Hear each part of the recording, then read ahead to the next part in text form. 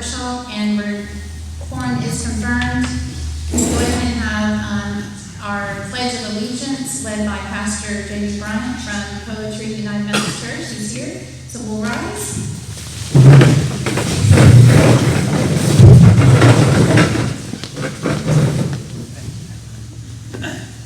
I pledge allegiance to the flag of the United States of America and to the republic for which it stands, one nation, under God, indivisible, with liberty and justice for all.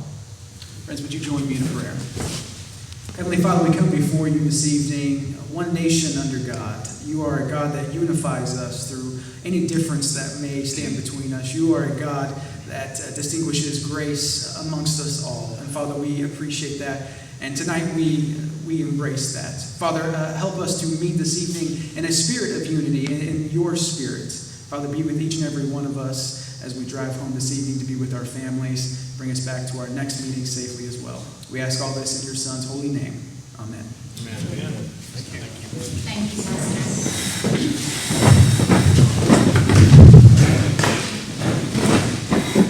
Okay, so as denoted on the agenda for tonight, we're starting off with the workshop, and that means that no town council action can be taken in the workshop. That just means we discuss it among ourselves, and discussion is limited to the members of the town council only for that, and it's meant to allow us to kind of negotiate things back and forth, and then it will later be put on, and we'll have already talked about some of it. This is something that was suggested by Patricia Adams, our attorney. So at such time, it's on the agenda, and then public comment will be allowed at that time. Okay. So number one on our workshop agenda is discuss potential bonding insurance for each town signatory. So as you know, Caroline, our secretary, was hired subsequent to bonding insurance, and that kind of allows the background check and making sure that that person is in good stead with legal authorities, right? So, and also in case of any problems, then the town can be reimbursed if there was an error or, God forbid, any kind of fraudulent dealings. So, through the Notary Society, she has. Do you have that handout for everyone? Yeah, it's on the top sheet here. Just want to. Can you go ahead and have that out? I know we asked for the information from the risk insurance. The Texas Municipal League has a risk insurance that also carries bonding with it, and their rates, they kind of, after initially reaching out to them, their rates are tiered, and so she wanted to know, like, the signatory's name and zip code and all of that before they could even give us a quote. So that will come later. But for bonding for the notary, I think, so that's a full packet. Okay, so it was around $89.99 for the year for a $10,000 policy on the notary. Now, I think it was somewhere with TML, and it's an affiliation with TML. It's not TML per se. They have, like I said, a tiered program. It was, I think, $10,000, and it was, if you bought 3 years and it was lower price, and if you just bought 1 year, it was a little higher price, and it was a little higher than this, I believe. But again, she hasn't given us a quote, even though we asked several days. Yeah. So that's not in yet, but I just kind of wanted to put that here for you all and get your thoughts on that. Now, I do know that when we had to go through our election process, the county did vet to make sure that there was no, because you cannot run for office if you have a felony in one's background, right? So that's already been vetted for felony, but perhaps on other things. So a signatory might need to go through that extra scrutiny if you think that is needed. And this was recommended, this is what the reason it's on here, it's recommended when we went to go look for the bonding insurance for the secretary. They said, a lot of towns will also do their signatories. And I said, oh, I didn't realize that, and we'll bring that before the council. So that's why we're here. So how does this work, Tara? Is this 10,000 in loss? So does that mean if Caroline runs off with up to $10,000, they cover it, or how does that work? That's my understanding. Or if on her watch, she's not handling the books though, but if there's a $10,000 error for some reason, any number of scenarios, then they cover 10,000. Now, that's the bottom rung. I'm sure municipalities that have multi-million-dollar budgets, they probably are bonded for much more. We're just starting out, so. So the 3 signatories are you talking to me? Mhm. How many signatures have to be on a check? Just 2 on a check. And then as far as the credit card goes? Sorry, Terry, I can't hear you. I was asking how many signatures are on a check, so that's 2 signatures. So there's a little bit of safety in that, and then I guess the credit card would be our biggest risk. Potentially, I have ordered that credit card. They said for municipalities, it takes 2 to 4 weeks. Everything's slower with government. We all get them every week, but I don't know.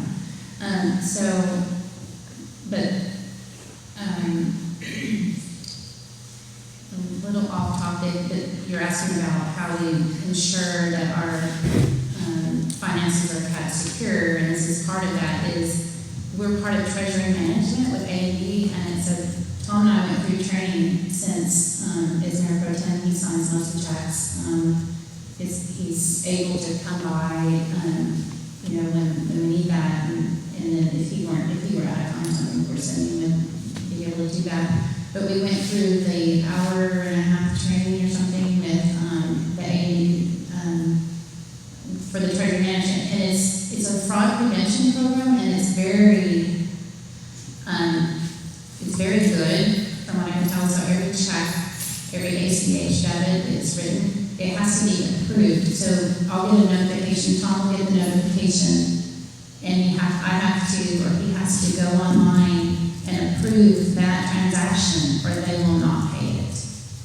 So it's kind of a second tier of protection.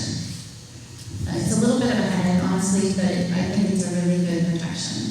So we just have to identify our risk, to make sure that this is meeting our needs. So with that verification step, we really don't have anything on that side, because it will be verified by.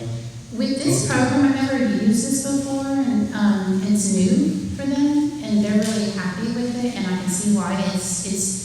They've had some problems with businesses and whatever having some fraudulent embezzlement, and so they've come up with this plan, and they've implemented it recently, and I can see where it's pretty amazing. So, you have a code, and then you have to actually use your cell phone. You cannot, someone just couldn't come in and cheat it, because they change the password every single time. It's very strange. I've never seen anything like it, but I'm pretty impressed with it myself. But it is an extra step on it, or several extra steps for bookkeeping, actually. So on that package, it says that it's $71 per person. The total package is $89.99. And that's for the American Association of Notaries, so we know that our city secretary has to become a notary public, and we have to bond her, but we have some, because I called and they said, hey, a lot of signatories are also bonded, but with this program and with our security checks, I'm not sure that we need it our first year, because it's extra expense. It's over $100 per person per year. So it's really up for the council to decide that. So. But on the package that was taken out, that last sentence, if we just insured through them, it would be $71 per person. Who's the down in that? I'm not fully understanding what that is. $89.99 package includes $50 for $10,000. So Caroline, can you explain that? She was the one contact person with that. Yeah, so when I contacted them, it was something they could do for me to give me the bonding and all the other things you need to be a notary, and then it's $71.99 or whatever on there just to get bonding insurance for you guys. And I believe that's for a year. So, Okay, so the 71 is for the signatories, the 89 is for the notary. yeah. And did they say, so they would actually, is that my meaning, they would actually insure someone who was a notary public? Yes, I'll double check. Okay. So that actually sounds like it would be a better deal than what the TML risk program is, like Victor or something insurance. If we were gonna do this, I don't know if I'd put the coverage at 10,000, because if something was to be taken, it would be once all of our checks come in, since that happens quarterly, and we're expecting to get over 100,000, I believe, was our budget. Then if you do that quarterly, then that's 25,000, and you know, we might be out 15,000, that insurance is cover half of it. And since we want this to maybe go into the future, I would think we'd need more like 25 to 50, maybe not quite up to 50, 25 to 35,000. Because whoever's gonna be messing with this is gonna wait until we have a decent amount of money. Well, I would think the insurance would only be on the people that have access to the money, right? Those of us who aren't signatories don't need to be bonded because we can't get the money anyway. Well, I know I do payroll at both of my companies unbonded, for every 25,000. Since Caroline doesn't have access to the checking at this point, then it may not be necessary to do the higher tier. I would think, and maybe later if that happens, then we consider that. We might be frugal with it, or Yeah, I think finances are. to Simeon's point, it'd be interesting to know what the different thresholds are, what 50,000 costs, what 100,000 costs, what 200, just to see. I mean, it may be a steep hill and not worth climbing this first year, but I don't know. And I think, I'm sure it's on an annual basis, kind of like your house insurance. So each year we can reevaluate and change the people and the levels. And I think it's important, I know we'll have a public discussion period if we actually put this on an agenda item to be voted for. But I think it's also important to have the confidence of the public. So $71 a year seems to be a very low price to invest in public confidence. So keep that in mind as well. I wish we had the tier chart, but we'll have that hopefully by this next meeting. I think the real value is the background check that goes with it. I mean, setting a precedent for the future, not just for us. I'm happy background check on me, but in 5 years, well, means other people are going to do this. There should be a background check on them. Anybody that has signature authority has a background check, and I think that's really important to myself.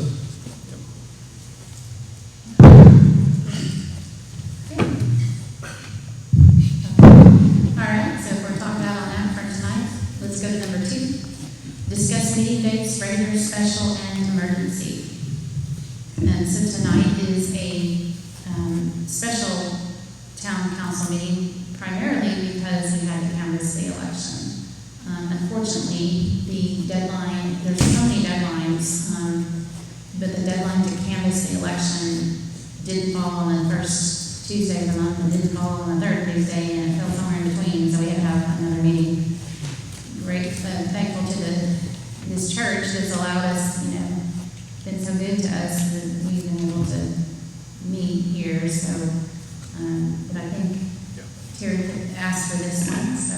So I just want to bring it up to the council for discussion purposes only. We've already wrote an ordinance that the third Tuesday would be our regular. I think emergency is pretty self-explanatory. Anything that Tara does with emergency management or something like that would deem we have to meet. I just kind of want to get y'all's thoughts on special meetings, because we had one scheduled for November 2nd because of the typo. That one was moved. So that being said, and it's not all about my time, but it's about all the citizens' time. Simeon and myself are meeting 2 to 3 times a week for P&Z. Then we had a special meeting scheduled November 2nd, and we had a P&Z meeting scheduled at that time. They got moved to this meeting, and then we have a meeting next Tuesday. It's a lot. So it is a lot, and if we want, I think if we want the citizens to stay engaged and not feel like they're just going to a meeting every week too, I just want to discuss with y'all what y'all are thinking. My thoughts on a special meeting is like 2 weeks heads up, or at least 7 or 10 days. And I don't know, because of OMAs, if we can throw that out there and go, hey guys, what's everybody's schedule look like? I know this is a lot on Tara because she has to, type the agendas and get it all set out. But I just want to consider everybody's time and make sure we're doing the city's business, but be considerate of everybody's time as well. Believe me, I don't want any more meetings than we absolutely have to. So I was actually really glad that meeting was canceled. I was exhausted. So, but that one was kind of a unique case, and we'll talk about that here shortly. And I feel like I'm here to serve the citizens, and that was a citizen request. And there's other citizens, and it was for the agenda item that we are dealing with tonight on the vaccine mandate. So that was.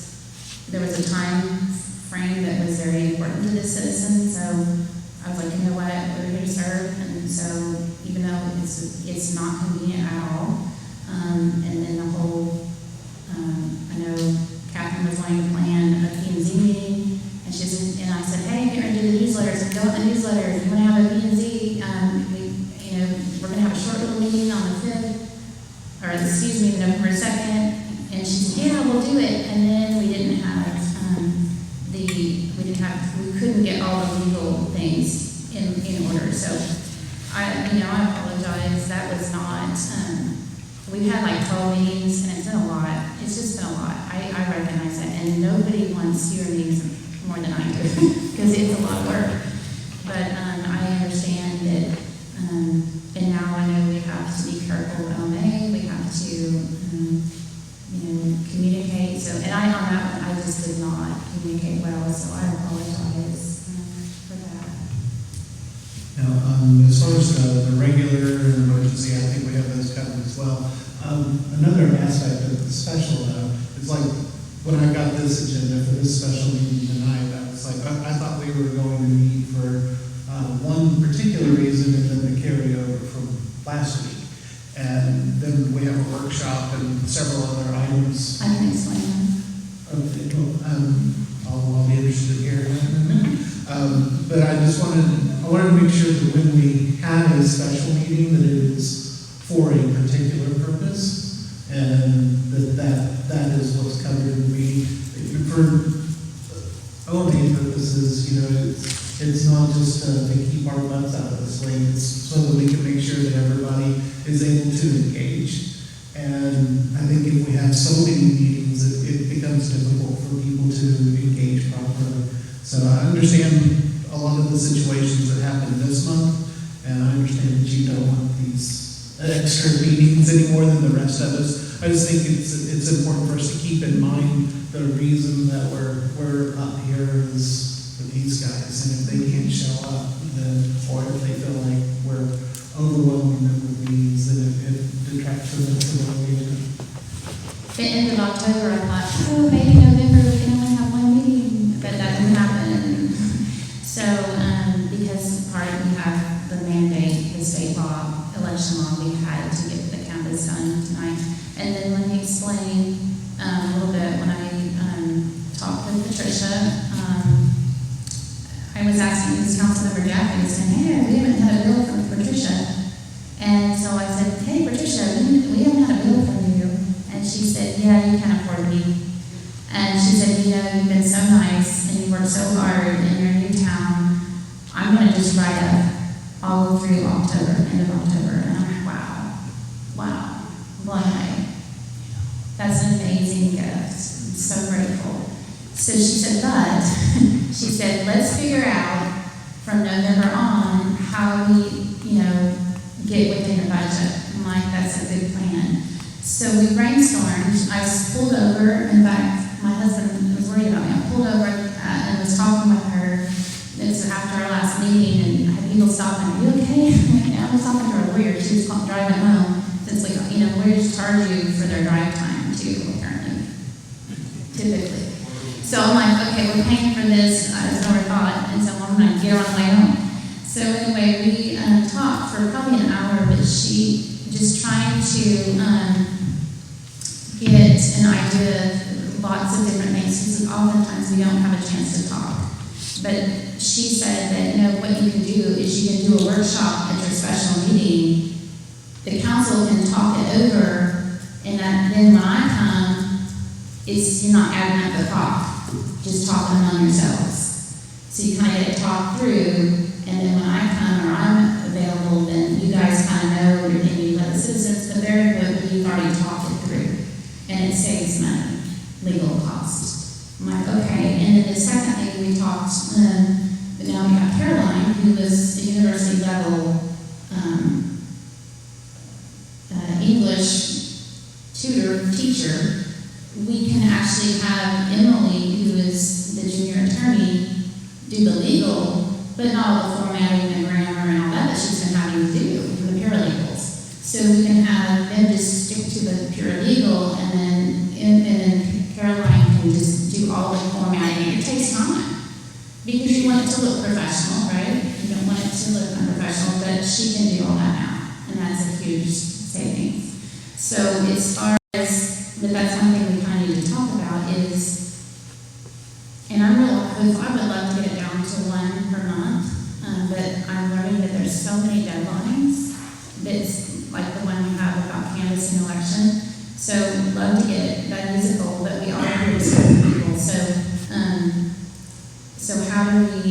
It might be good, and this is what Patricia said. You could do a workshop in the beginning of every meeting, and then you open it up to a regular meeting, and then the other thing. Well, we'll get into this later.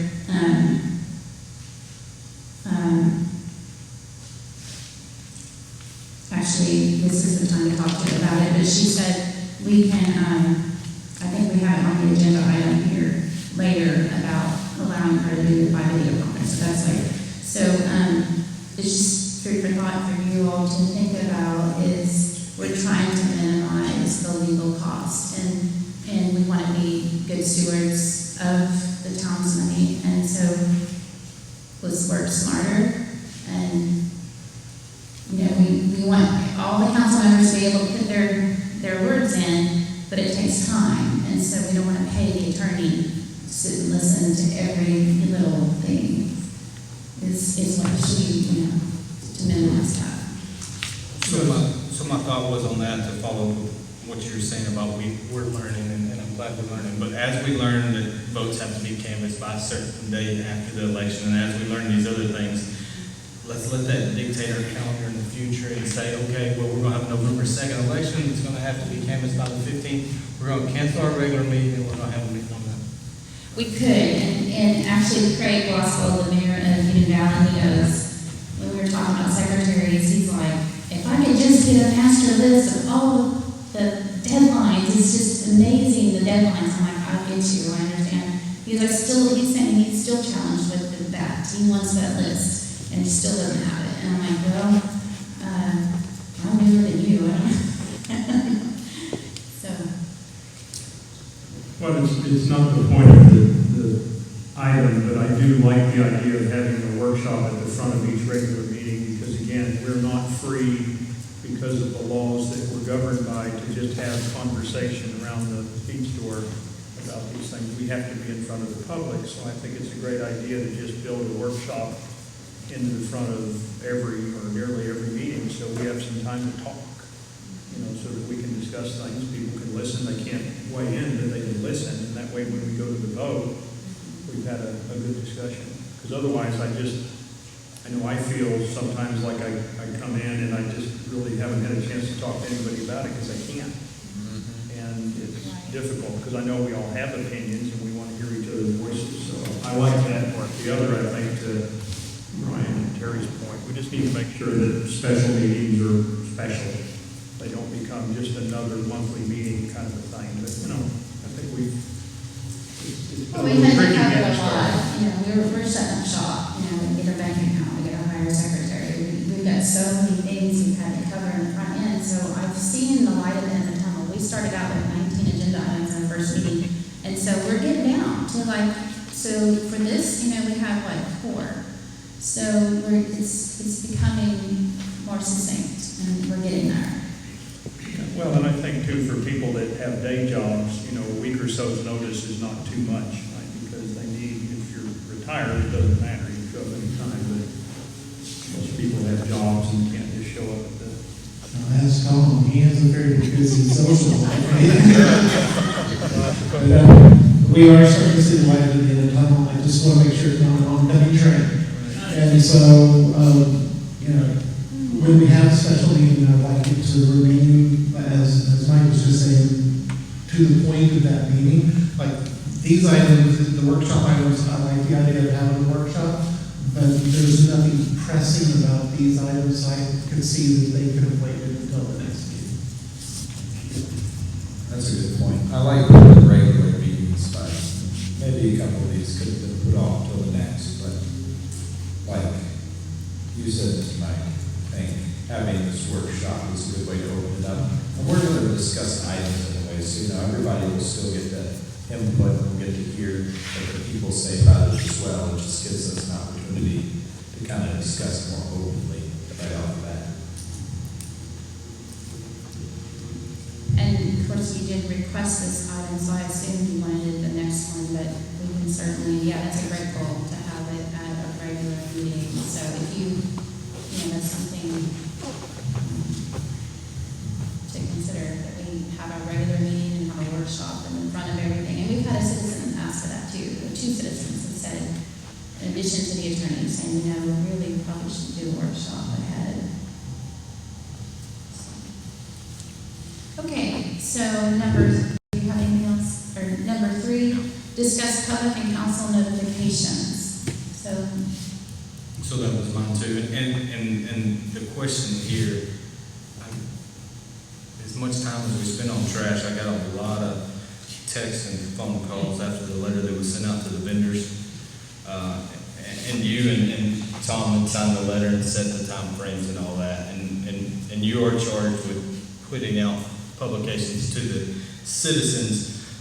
I would just want a heads up on those, because I was sitting dead dug, didn't have a clue what was going on until they started forwarding the text messages to next door So letter. that is an OMA, like, I don't know, I guess we could send, so that's what. Just send it to us too. Send it to you as well as the Once it's vendors. published, Yeah, Just one, I mean, we all have the email. yeah, yeah. We send it out just so we're not sitting ducks. Right.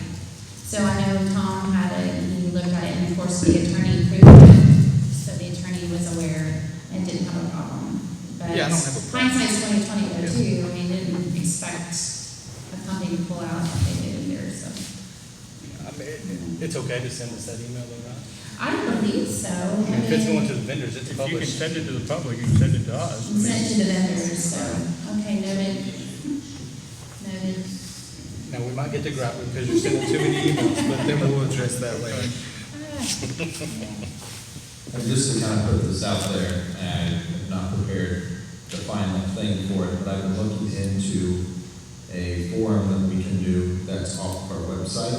There's actually some options that are really, really cheap. For notifications? For notifications, or even discussions like this, because it would be a couple clicks off the website. But that would keep the notifications, even if there was something within OMA that we couldn't normally send out to everybody. You know, having a public forum that we can post on, that's a couple clicks off the website, from my understanding, would be a way to get out the word as well, and even open up opportunity to discuss anything as long as we don't vote on it. Yeah, I think something like that would be great, and I know we've talked about it in the past, and some of us looked into it. I think the big thing was you had to archive it for like 1,000 years or something. I just want to make sure that it's kept as a record. But yeah, there are some towns, I think, San Antonio or Austin or something, I looked at one, and it's pretty cool, because the mayor and them are all just chitter-chattering, and everybody can see what's going on, and we can have as much discussion as we want. That's considered public. That's also the one that I looked at San Antonio and Austin. Austin's is really good. The only thing I think Austin's ever done is good, but that's just me. They got some good music. Yeah, I called them, and the platform that they use, the hosting service, very, very cheap from my understanding. So I was surprised how lightweight it is, and there could be locks on, making sure only council members could discuss some things, and others would be open to the public so that we don't have anybody just spamming. And then it did have archives really well, so it looked promising. I just haven't finished looking into it. So they have a chat, on a scheduled chat, or how does it work? It's an open forum like any other internet forum, you know, even like, Reddit, but it's locked and certain people can access it and others can't, as far as posting goes. So as long as it's, from my understanding, 2 clicks off the main landing page of the website, Or less. or less, like if we have just a direct link, which is what I think we would do. Austin kind of hides this a little bit, but just a direct link, and we can discuss anything we have here. We just can't take a vote online. So it opens up a lot of possibilities. When you have more information, let's put that on the agenda perhaps. Absolutely. Yeah. And let you know, so we're still working on the emails, we're waiting on that credit card. But Caroline Chapman can be emailed, so her email is carolinechapman@gmail.com. So if you want to get something out to all of us, you send it to her, and then she'll get it to all of us, or to whomever you want. If you want to single out one council member, you can absolutely do that. What was the cost, remind us again, per person? Like $10? For the emails? Yeah, for us to So each get an Josh, email, do it was you like remember, $10 it or was something? $500 for the upgrade, and so, something like that, right?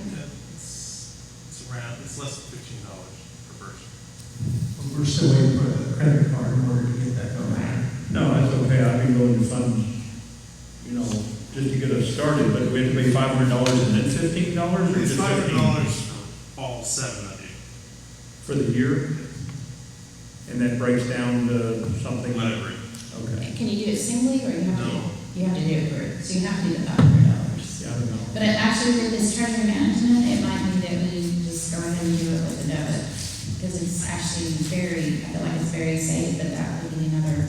Yeah, I keep hearing anecdotally that people are looking to get a hold of this council member or that one, or emails, and I don't have a problem with mine being shared, but if they don't know who to ask, they're maybe not gonna get it, So Carolyn Chapman @gmail.com. For now. Now, this item was broad, so I thought that it was a reflection of the previous item as well, so discuss public and council notifications. So, I'm going to talk about notification, not in the line that you guys were going at. As far as when meetings are scheduled, it would be nice to have as much forewarning of the meetings as possible. I know that, a regular scheduled meeting, everybody should know month to month when that happens. But, we had the P&Z meeting that was scheduled, a week in advance, but it wasn't generally known for 3 days in advance. So if we can get, a longer timeline so that more people can arrange to get off work if they need to, or arrange for a babysitter or whatever, I think that would be a good idea to make sure that everybody has as much notice as we can have in order to allow people to participate as much as possible. So in theory, I really agree with that, but what on this end of things, what I'm recognizing is that there is so much to get in, you have to get so much in a row, like the 72 hours, we'll understand why it's only that, because there's so much legal work, the agenda has to be, put together, it has to be vetted by the attorney, then we have to assemble all the packets, and if something doesn't fall through, then we have to take it off of there, and then maybe we can have the meeting. So I kind of see why it's only 72 hours and it's not, a week in advance. There's just so much behind the meetings that has to take place, and yes, I'm hearing you. I hear you, and that is definitely. And I think that when Catherine wanted to schedule that one in a rush, that we were trying to. I think she was really wanting to meet with the citizens before they got too far along, and I understand that. So we're. Yes, I hear you, and we'll definitely work on that. It's just would have imagined how much work there is behind getting all this together. It's a lot. And I think we may have a difference of opinion on that 72 hours. It's like no later than 72 hours, but that doesn't mean that we can't have everything finalized, 5 days ahead. Well, it depends on your attorneys. It depends on a lot of factors, but it depends on what we set the deadline. It really depends on attorneys. So I'm just telling you, I can ask a week in advance, and I may not get it till Friday, right before 5 p.m. deadline. Right. And if I don't get it, then I have to scratch that item. I get that, and really not trying to be argumentative, but then they are our employee. And so if we said, I have to have it by Thursday, that's when we have to set our agenda, then that. I've done that, it doesn't always work. Okay, well, that's good to know for when we look at a new contract. Well, I'm just saying,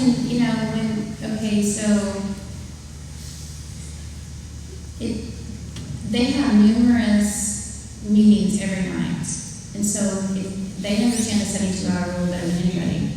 So they have to do, they have a lot of help, and he was saying that there's research that has to go behind that. So it's not just, sometimes it's not easy to come up with X, Y, Z ordinance, or there's research that has to go into some of those. And so they can't just snap their fingers and get it done.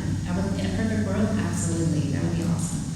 But I'm just understanding that it's just not as, so tomorrow is a deadline for Tuesday's meeting, right? So we're waiting on 2 items. I sent them 2 weeks ago the 1 item. I spent hours editing the contract. I sent it to them 2 weeks ago. I don't have it yet. Okay, so I'm just saying I don't have it.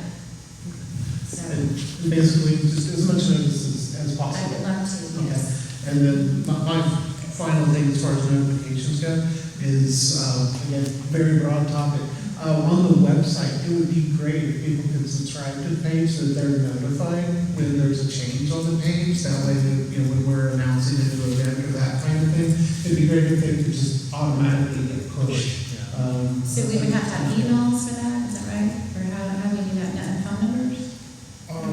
We're looking into that with Wix. That is an upgrade, that people can go in and put their text phone number in or their email address, and then if there's something changed, we'll send a little snippet or something of that out to everyone so they know almost instantaneous for those that subscribe to that. But I don't have a firm price on that yet, but it is an upgrade. I don't think it's too terribly expensive, but I'll try to have it by Tuesday for you guys. And you said, how do they get notified? Either via text message Via or text email. or email. Then they're opt-in. So the citizens can sign up if they want to keep, that's kind of nice. That's a nice option. So I use WordPress for my website, and it's a free option. So I don't know if Wix has any of the free options for subscriptions. But anyway, let's find out what the price is, because I think that may well be worth it.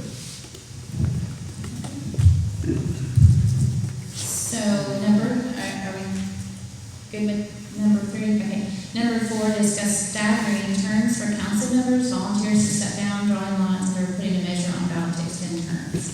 So I know we touched on this in a previous workshop, but it's been a while, and I think on this next meeting we'll have to address it. So I don't know, I know we had some time for you all to think about it. Is there anyone who was wanting to step down? Yes, sir. Well, no, I was just going to say, on this, careful, I think we talked about having total term limit. In other words, 6 years, or how long can someone be in? I think it's more than just what you said here.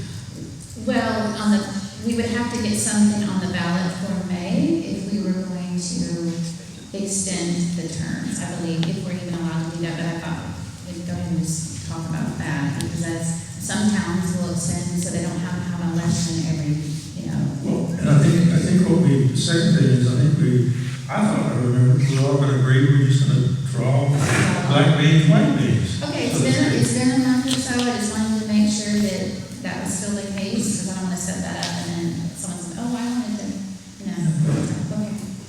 Just wanted to make See, sure. I've noticed in the paper, there's been things about, and in the TML about the term limits of total, that a councilman or mayor can only serve for 6 years, something like that. And so I think when we're going to get into this, we need to get proposal too, if we're gonna make a rule, then let's say it's, staggered terms, but then nobody can be in office more than 6 years or something like that. Well, that's a term limit. I think we're just, that's all in discussion, but more right now, what we're under the gun is the term length. State statute's 2 years. And we have the option on the first year to split the council's terms. So we don't have a revolving door that all 5 of us might leave. It's their decision. But yeah, I think we should discuss term lengths too. Yeah, because I don't think there's anything in the TML about total amount of years a person can serve, because you see it all over the boards and papers. But it's still on a 2-year term. It's just they get reelected. Yeah, but if it's 2 years and 3 terms and 6 years, whatever it is, I think we need to set a precedent, not for us Are we necessarily. ready to do that? I'm sorry? Are we ready to do that? I'm not sure we're ready to do that, but maybe others feel differently. Well, You just said a term limit? Limit or a term? Length or limit. limit? Well, they're two different things. Yes. One is how many times you can run and Yes, serve, and the limits. other is how do we break up the 5 of us so we're not all being reelected each of our Yes. positions in 2 years. So I don't know, one option that somebody had brought up was the top 3 vote getters stay in for the full term, and the bottom 2 leave out. We could draw beans, do we have the option to add in a year to 2 or 3 of us' term to an election? Well, what Patricia had said was that you have to draw lots. It's not based on anything else. If no one steps down, you draw lots, and then those 2 people who draw the lot would either run again or would just have a 1-year term. And then as far as extending terms, that has to go on a ballot measure. The people have to vote on that. So if we want to extend the council members' time to, instead of 2 years, and make it 3 years, then we could do that, but it would be on that ballot measure. Well, to me, that would only be the first cycle, that wouldn't be forever. I think it should be 2-year terms, I'm just trying to figure out this first cycle, how we break it up. The drawing lots is a little bit like playing Russian roulette, because the guy that gives the live round probably didn't want it. I think all of us want to serve out our 2-year term and feel like we should, but if we need to break it up. But I guess there's another point. If we did 1 year, then that means we're gonna be stuck having an election every year, that's expensive. Well, now what happens, then you run again, and then it's another 2 years, so that person could be, so my understanding is that they run again, and then it's a 2-year term that time. Okay. It's just this first time, Okay, it's just split. Yeah, okay. You're shortening the very first one, and it's sad to me, but Wouldn't that mathematically work out the same? It is gonna end up being 1 election a year instead of 2 a year, so, it'll be twice as many elections, at least for that. That's true. so that's why I put on here, we may want to extend the terms, because I don't really want to stomach an election, I don't know if you all do, but every year seems a lot. For a little talented. Do we have the option of all 5 of us running for 2 years, and we just all re-up and, You have. if we're doing a good job, at least some of us get to come back and re-up? Well, and there's so much to learn, there's such a learning curve, and it's time, effort, and we have that option. And then you could later have an extension on a ballot, some other ballot, because it could be expensive to put on a ballot too. Wait for a ballot measure and say, okay, well, maybe now we'll deal with extending the future council members' slot to maybe 3 years or 4 years, whatever. I like splitting it up so we're not all being replaced at the same time, but as you pointed out, that does mean an election every single year. And I'm gonna get tired of seeing signs and putting out signs and cleaning up signs and expense. and years, I don't know, for me, years go pretty fast, so. Yeah, and on top of that, also, from all the things I've looked at here locally, especially within all the counties surrounding us, I haven't seen a complete changeover in all the elections that I've looked at. Because in fact, I hadn't seen all but a couple council members that switched out. Often they don't even have.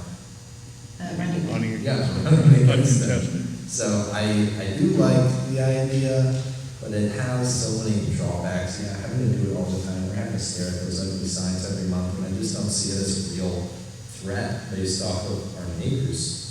So I wouldn't try to fix what isn't broken with a solution that's going to harm us to a degree. So what does it take, Tara, based on your research, if we all five just want to serve 2-year terms the way it is? We can do that. Well, I mean, to Simeon's point, I mean, you all do a great job, then you're going to be reelected. If you rerun, then it won't be a changeover every time. Well, it feels like at a year checkpoint, we're going to barely have our act together. I mean, we're going to just be learning to dance together, and, you know, to break up the band is going to be There is such a learning curve, and so, yeah, I don't think anything says we have to. It's just, you're supposed to, if you're gonna do it it'll be the first year. Well, we've asked the question 3 times and nobody volunteered to quit. So everybody up here wants something. We spend our money on our signs. We want to do at least 2 years in a cage, so. So 2 thoughts on that. I was the one that contacted the team attorney, and the first year is the only year we split it. But he brought up a point, I don't think I mentioned this last meeting, and y'all's fears are probably gonna come true about every year election. It's just, in due time, somebody's gonna leave because of an illness or something, and you're gonna split it sooner than later. You know, if I have a tragic accident, I can't serve as a right now, well, guess what, you're already on a split term. So eventually, it's gonna happen. But I think the council can appoint somebody. I mean, that's how the mayor of Terrell got in. He didn't get elected, he got picked. So the next in line, then we could, well, actually from those who ran, you can appoint. Yeah, you can. He was just painting the picture that it's does more happen. likely gonna happen. Well, but So it better we don't happen. have to contrive it. Yeah, it better happen by accident than by I kind design. of feel that way. If it's reappointed. So- So we're drawing lots. Well, we don't have to, so, I feel like there is such a learning curve and we're such a new town. I don't know that it would benefit us as much as it might hurt us, so, I mean, we don't have to. It is an option this first go around. So would we draft an ordinance, a simple ordinance that just said, we made the decision that this first council will serve out the entire 2 I don't know that we would need an ordinance for that, but I will check, I can check. Yeah, it might be good to put something in stone that just says, we decided on this day that the 5 of us are going to run for the 2-year, or serve as a 2-year term, and that's it. So I'm getting the idea that you guys, maybe not want to do that. And nobody's offering to quit, so I think that's. Right? I know we can't take a vote here, but I think most of us are just wanting to continue as is. Okay. Well, okay. Tara, I would say, I pointed out, I don't think any of us are quitters. We didn't get into this to quit. We get It's to tough. finish our job. So it's When the tough. job's done, we turn it over to other people. So 1 year, as Mike just said, we're not gonna be getting a lot done. We're still gonna have a lot on the agenda after the end of the first year. So if we went 2 years, to me, that's fine. At some point, I think we do need to go to a staggered system. But this first, since we're such an infant city and we're just learning how to do this, and none of us are quitters, I don't see anybody here that wants to back out, but it's not, it's just ego, it's we want to finish the job that we came here to do. So I think we need, if it takes 2 years to finish the job we're trying to do, which is set the basic boundaries for the town of Poetry, well then let's say in 2 years, and at that point, we go on some kind of cycle, because hopefully we'll be through most of the tough issues by then. Anyway, that's my suggestion. Well, I think to Terry's point is it kind of naturally happens over time anyway, so I don't know that we need to contrive it. And, it would make it where we have to have another election, and that sounds expensive to me. Okay. Anybody else? Okay. Number 5, discuss the town's first Christmas tree lighting. So Patricia kind of mentioned this, and we had a citizen who also mentioned this. Hey, it's our first year, it's an official town. How quaint would it be to have, and I think Patricia talked about, yeah, it's your first, you ought to do something. And then my thought went to where, Walls Family Tree Farm. Okay, so maybe we could get like a good deal on a 12, 14-foot tree for out there. And apparently, you got to put those in concrete though. So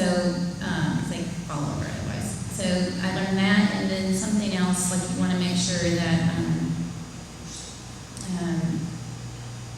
you have, of course, enough parking, and I think we have that covered, so. Any thoughts on that? This is separate from the Christmas lights coming out? Yes, now, the thought was that if we're gonna have a special night for the Christmas tree lighting, that maybe we award those who won their contest or something that night. Kind of make it a special thing for the town. Something community-minded. Dale, can we use your front yard? So, I know Heath Ross talked about, hey, there's a great spot right here, you know, he's been doing the trying to do sidewalk, we're still waiting on concrete. But he thought, he was like, and he's one citizen that mentioned it, you can do a tree here, and like, oh, okay. You're talking about in front of the church? In front of the annex. And this will be funded by donations? Sure. So I know last year, I think Sherry Vinson had put in some beautiful homemade wreaths on each window. It was just very, very simple, but very beautiful, very vintage.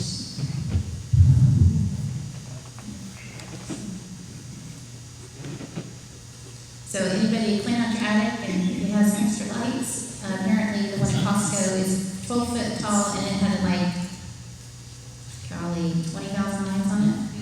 We can get even a fraction, I'd be happy, but, so, yeah, if you clean out your attic but we're not probably going to decide at some point whether we want the micro or the big, because they don't look good together, I don't think. So either, you know. The ones where one bulb burns out, the whole tree doesn't go dark. Yeah. Well, see, the emergency came now, so just wondering how many amps we're going to need to put on the circuit in order to have that many lights. Yeah, they don't burn much, LEDs are like for cheap.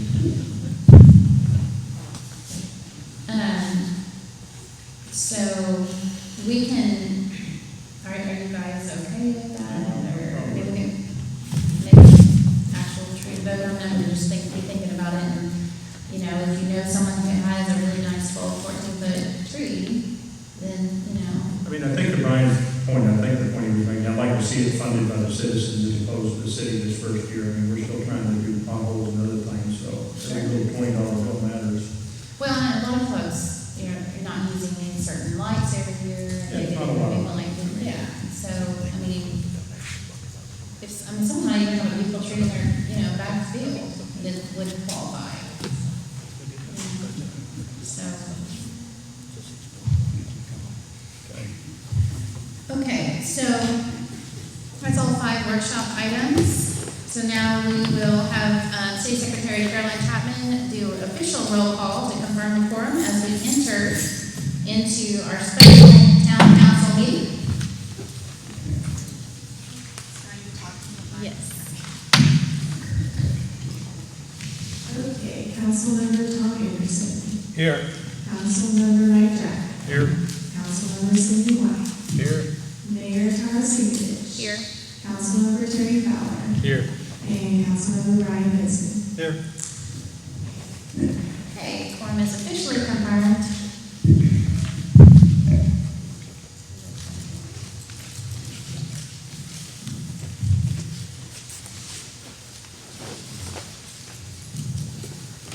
Okay, so under items of community interest, today is Veterans Day. So, very important day in our history. So, this is from a friend, a veteran friend. Often confused with Memorial Day, the key difference is that the May holiday is intended to honor those who gave their lives in service of their community. Veterans Day is intended to honor those who gave their lives in service of their country. Veterans Day is celebrated November 11th.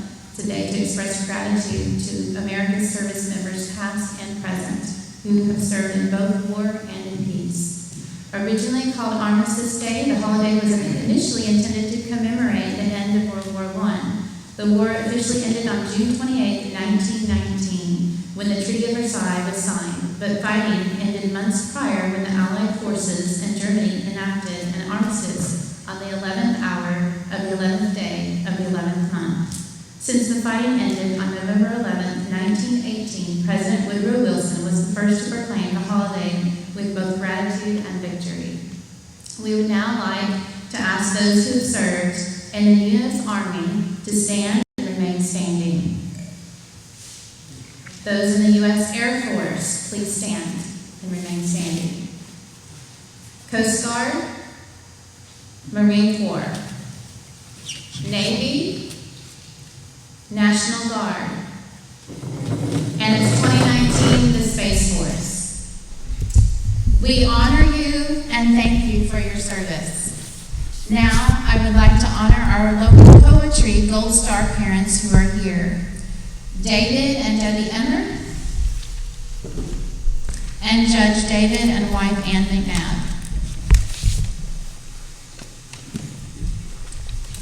All right, go ahead and remain standing. Their son, Specialist Jonathan Emmerd, was killed in action on June 4th, 2008 in Iraq. Son, Army Staff Sergeant Sean McNabb, was killed in action on October 26, 2009 in Afghanistan. These two local men gave the ultimate sacrifice. We honor them tonight and the very great sacrifice their families have endured. Thank you. We are honored to have you in our meeting here tonight.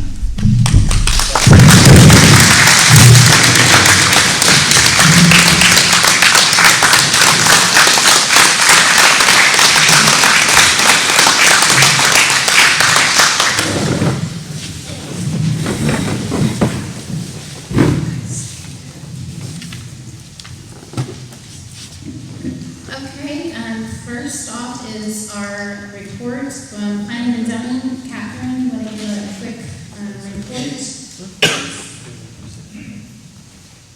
Hi all, Catherine Hardwick, County Road 2430.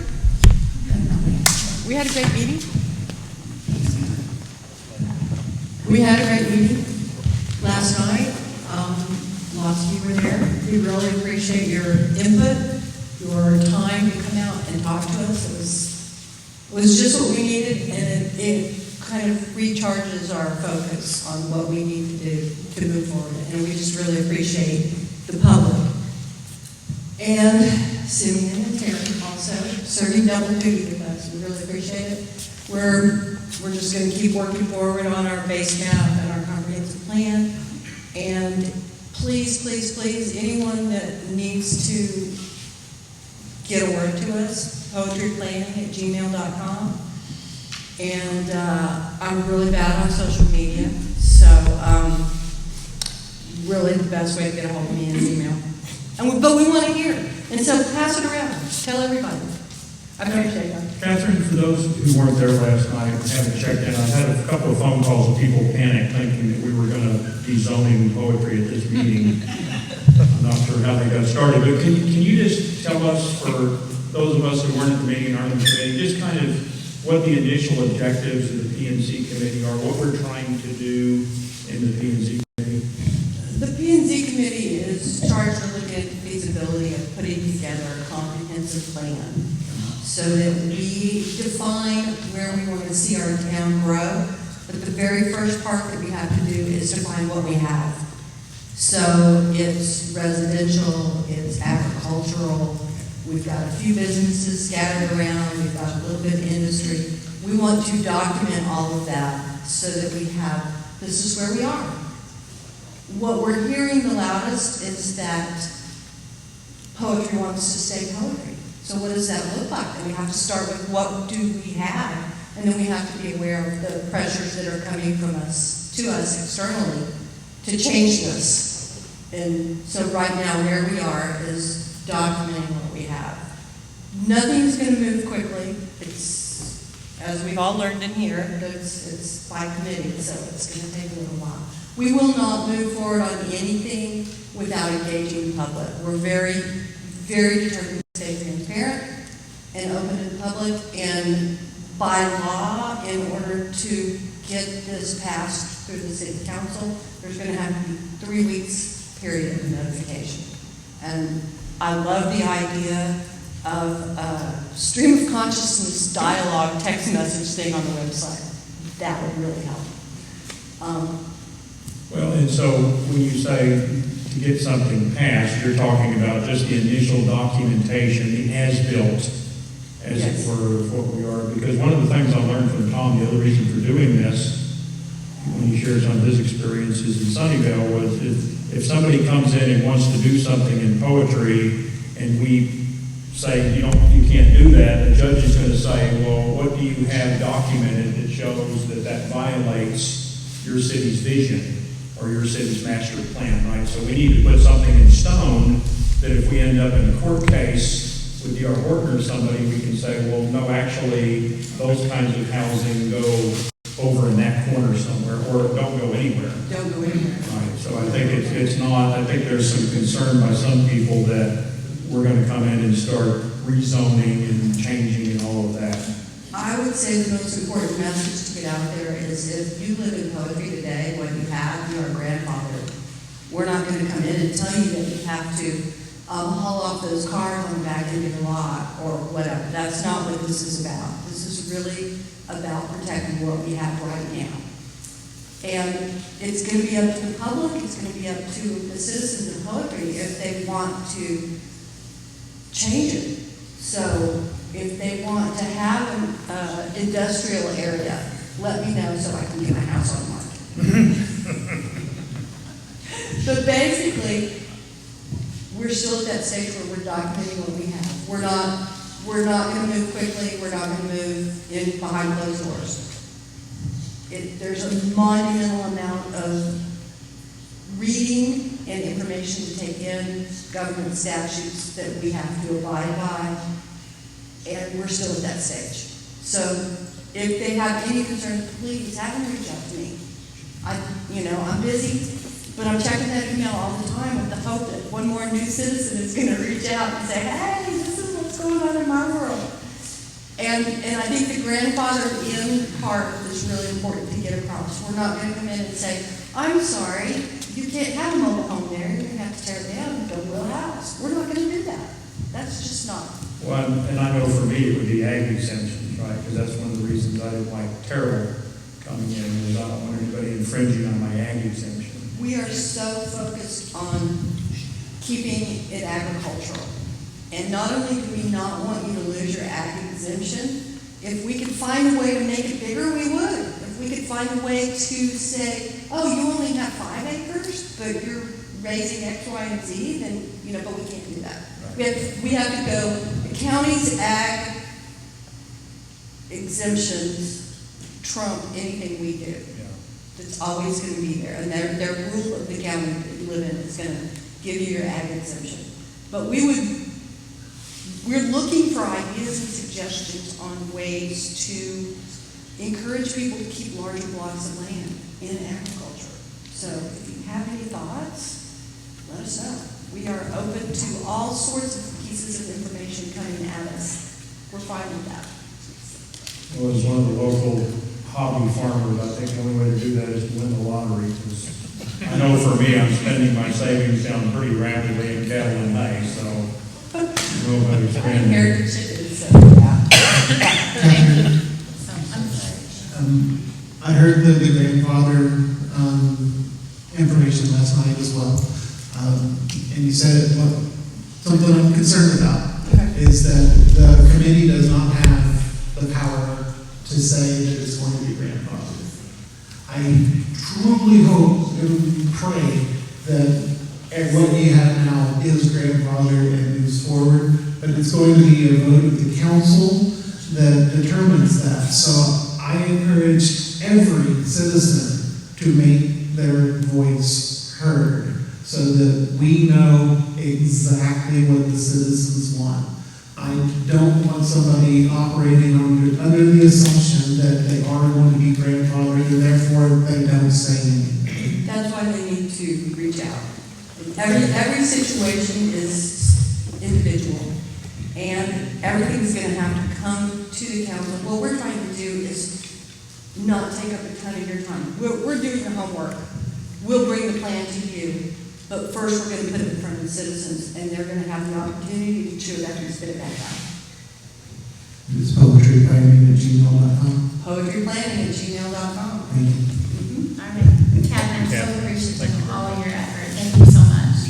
I appreciate everybody's interest.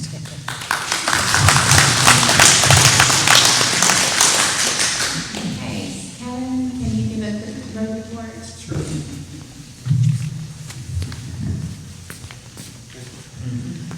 This past Tuesday, we had a road day, a road repair day, I guess. We started out on 2434 Poetry Road, worked our way down the road to the bridge. I don't know what the creek is. It goes underneath there, but there was some really bad potholes on the west side of the creek.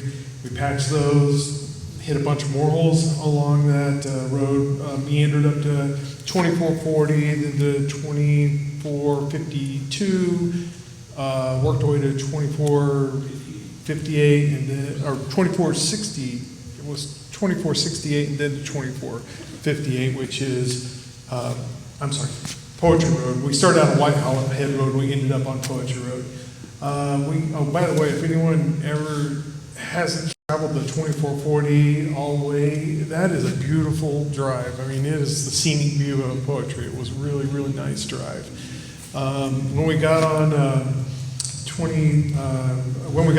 Poetry Road, which is Hunt County's portion there, it was a mess, and we worked really hard on fixing a number of holes while dodging crazy traffic that was coming straight at us. It was wild. But it was a really good time, and I want to thank Chuck Baldino, I guess. I want to thank Ken Phillips, which has just been amazing. We probably couldn't have done it without Mr. Phillips. I want to thank Mike Griffin, he's just been a backbone week after week. Every time we're out there, he's out there. And I tell you, that guy is an example of what good living could do for you. I mean, that guy is amazing. He can outwork us all, and he's older than that. He's amazing. I want to thank my dad, Jack, he's our professional asphalt flattener in the one-ton truck. So, anyways, thanks to them, and a very special thanks to everyone that has contributed to this cause and allowed us to be able to fix potholes in Poetry. It's been the financial side, it's been the physical side, it's been a lot of people, including a lot of folks right here and out here that have shown up and helped. And the guys, even folks that have got up there and blown out the holes for us, Debbie, and folks that have gone out, I don't even know them, to go out and spray orange paint around the holes, so we know exactly where the holes are. Also, there's been a number of people that go, we have a really nice website, it's a simple website, but it's pretty nice for a town like ours.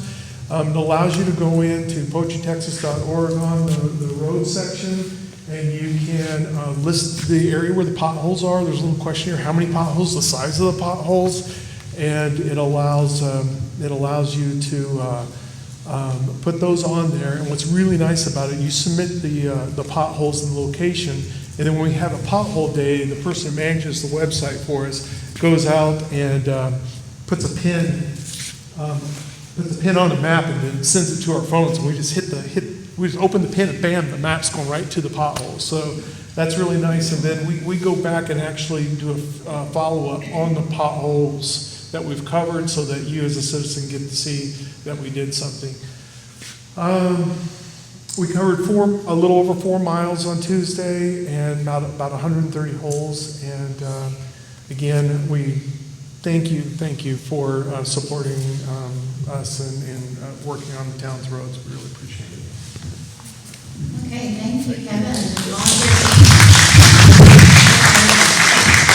One last thing, also thanks to Mike Jaffe. He went out this past week and mowed a lot of the ditches and the sides, and was trying to clean up some areas, which we don't do that, we just fix potholes, but he was out there working for the sides of the roads and around our bridges too, so thanks. Not for credit, I just haven't mentioned it, Kevin, but for those of us who have tractors and mowers, and I happen to have a background on that, driving down the road, and I thought, I'm just gonna lay a wing in the ditch and clean the ditch, and then I turned around and did the other ditch, and then I went back and weeded the bridge, because the bridge is getting narrower, and it's getting harder to pass people. But, I think as we individually get out and care for our community, I think it will encourage others to get out, because once you mow, then you can see the trash, and I gotta go back and pick up the trash. But it also discourages people from throwing their junk out, because it's real obvious when the grass is short that they just threw out a Wendy's bag. When the Johnson grass is 3 feet high, it sort of disappears. But I think it's something that, we talked at our last meeting about in the olden days. Jimmy Bankston then would organize these spring cleanups and things. And, just walk out your gate. It's where to go left a quarter of a mile and go right a quarter of a mile and, get your little mower out there. And, before you know it, the town looks good. I mean, Hunt County is still helping us, but it's sort of haphazard. It's not a big deal for us to go out and this time of year, you mow it, it kind of stays mowed through the winter. So, through the winter, everything just looks a little nicer. So I think it's something we can all pitch in on. Thank you. And we have had requests that even after we get these ILOs completed, that there's folks that want they love the community service of that and the camaraderie. So it might be something that we have continually. But we'll look at that later. But it is nice. But I will say this last time, before they left, it was kind of the over 50 club. Some younger guys. Because Kevin was like a whip dog. He was sore, and we could use some younger set to handle some of it. But thank you so much to everyone involved there. Number 3, Campground Community Cemetery Board Meeting Update. So Brian Benson and I were slotted to work with the Campground Community Cemetery Inc., CCC Inc., to come to a meeting of the minds. Their director, I guess, has been handling it for 66 years, Wesley Killian. He's amazing, but he did not follow the protocol that the board had wished. And so Brian and I met with them, and then they decided that they wanted to have an additional meeting just with them, and they did. And I just got today, it's not their minutes, but it's kind of their summary. I think Mitzi Daniels she typed up something, and she'll have minutes for the following meeting, but she didn't have all of that finished, or maybe if she did, I didn't get it. And this is like just right before we came in here. So, I would ask you not to read that, I haven't had a chance to look at it. And there are stipulations about land negotiations and contract negotiations, that we should go to an executive session if we want to talk about that kind of thing, at least before generally discussing it. okay, it is a report. Do you, I don't know what's in it, so I don't know what my opinion would be. okay, so just know that we're working on this, and their meeting was October 25th. The Killian residents, 5 p.m., all members were present, and so they made some decisions, and then we sent the contract to the attorneys, and they're hopefully going to have that for our next meeting. I'm hopeful that we can get something, and then if the board approves that, because it'll line up hopefully with their board decided. So hopefully we have a meeting of the minds, and then we can move forward. So can you just kind of, what's the rough framework? We're looking at a 1-month lease, a 1-year lease, a 50-year lease. Well, I'm a little afraid to say something now. I didn't hear your objection, Ryan. What was your objection? The two of us were tasked with this. I haven't seen the report. I don't know what's in it. Since it's part of a... Yeah, I had asked several days ago, and then he said he didn't have anything, and then he called again and said, "You want to see this?" But, If we can come back to it. it's going to be Tuesday, and then we'll have it all together. Are we going to be expected to vote on something Tuesday, or are we just going to read something? I'll get it to, hopefully I will have, I asked the attorneys to please have the contract ready by tomorrow evening, and then hopefully I can have it. Yeah, I'm like Brian, I'd like a few days to look at it. Yes, so hopefully they'll have it, so it's about to wait.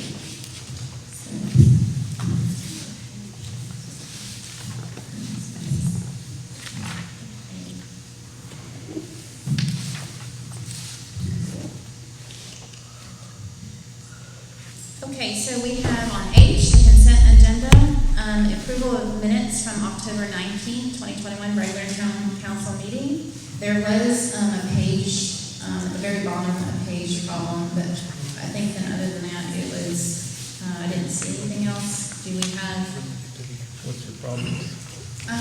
instead of like, it says 1 of 2, it was off somehow, I don't know how it does that, but it needs to be fixed. So not a major, it can be fixed. Mine looks right. Is yours look right?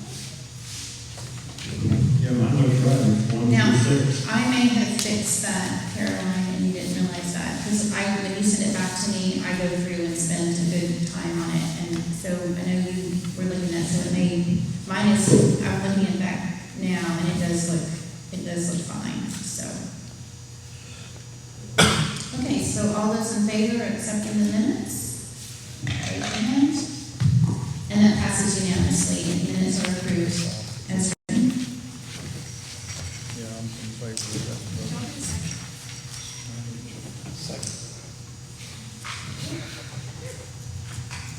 Okay, so now we are going to go to number 1 on the agenda. And as our protocol says, I'll go ahead and read this and then we'll discuss it and then we'll go ahead and let our citizens speak to that. Number 1, discuss and consider an ordinance of the town council of the town of Hoboken, Texas, canvassing and declaring the results of the November 2nd, 2021 special election held for the purpose of submitting to the qualified voters of the town the ballot proposition of whether to adopt the levy of the sales and use tax for street maintenance at a rate of 2% to provide for maintenance and repair of municipal streets. We do have some data from both county elections divisions. We have from Kaufman County, Proposition A had 49 who voted for the proposition and 24 against, so that was 67 to 32%. Actually 33 round up, 67.12 to 32.88%. And then for Hunt County, we had 153 voted for the measure, 54 against. That was a vote of 73.91% to 26.09%. So a total of 280 people voted, and it passed by 72%, which is a nice margin. We do recognize that that's less than voted in the national election last year, or even in the May election. Is there any discussion? I guess I make a motion, we accept it. Second.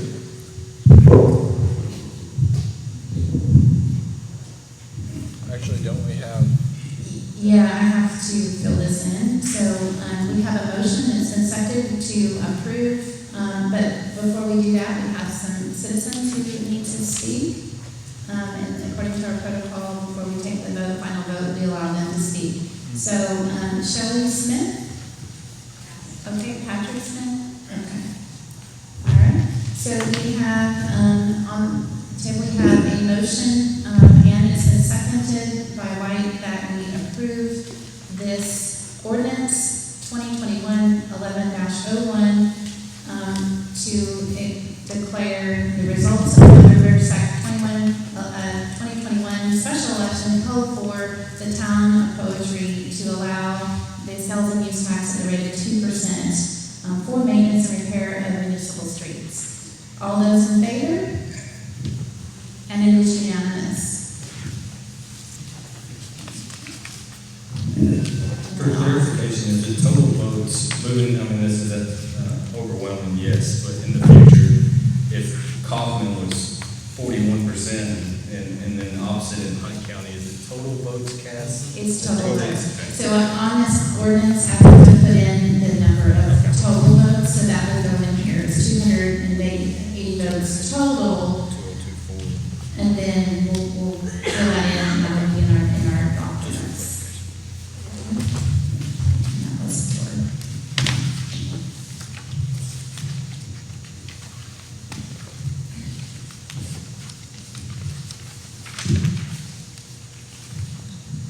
Will that percentage be applied to the property tax?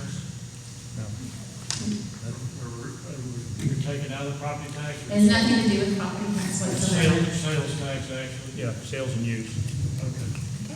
Number 2, discuss and consider the resolution of the Town of Poetry, Texas, affirming support for and compliance with Texas Governor Greg Abbott's Executive Order GA-40, providing for the incorporation of premises and providing an effective date. And the GA-40, I could go ahead and read some of that, since probably most of you don't have that sitting at your side.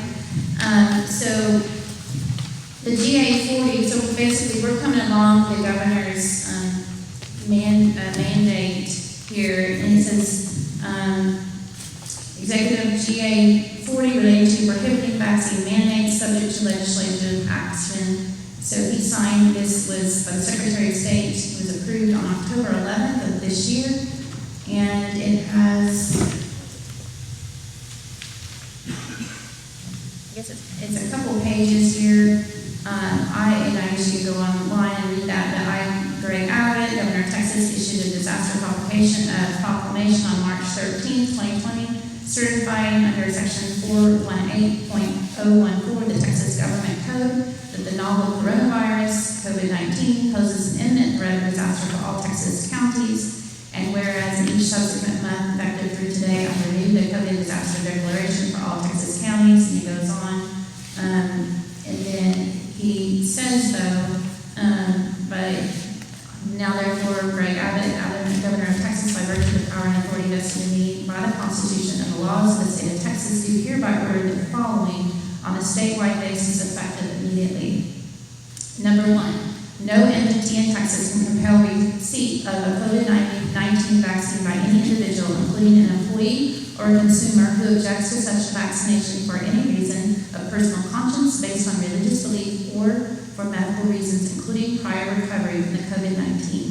I hereby suspend all relevant statutes to the extent necessary to enforce this prohibition.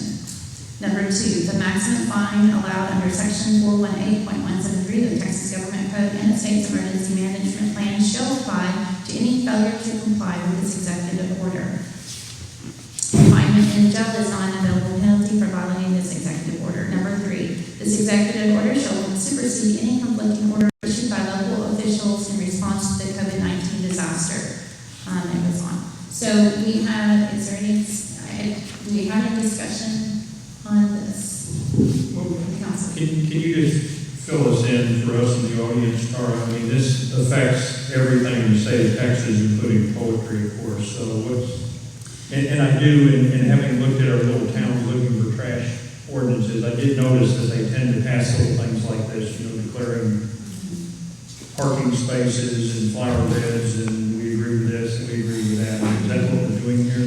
So I had a citizen, and I know of at least 2 other citizens who were under threat of a job loss if they did not comply with the vaccine mandate.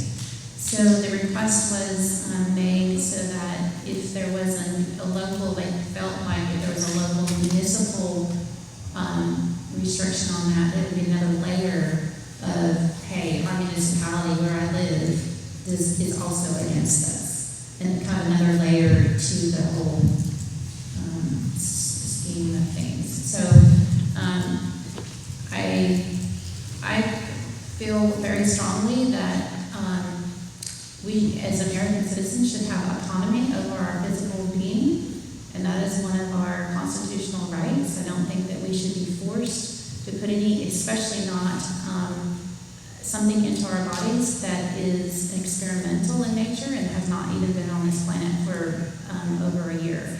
So I just, I feel that I want to make it clear that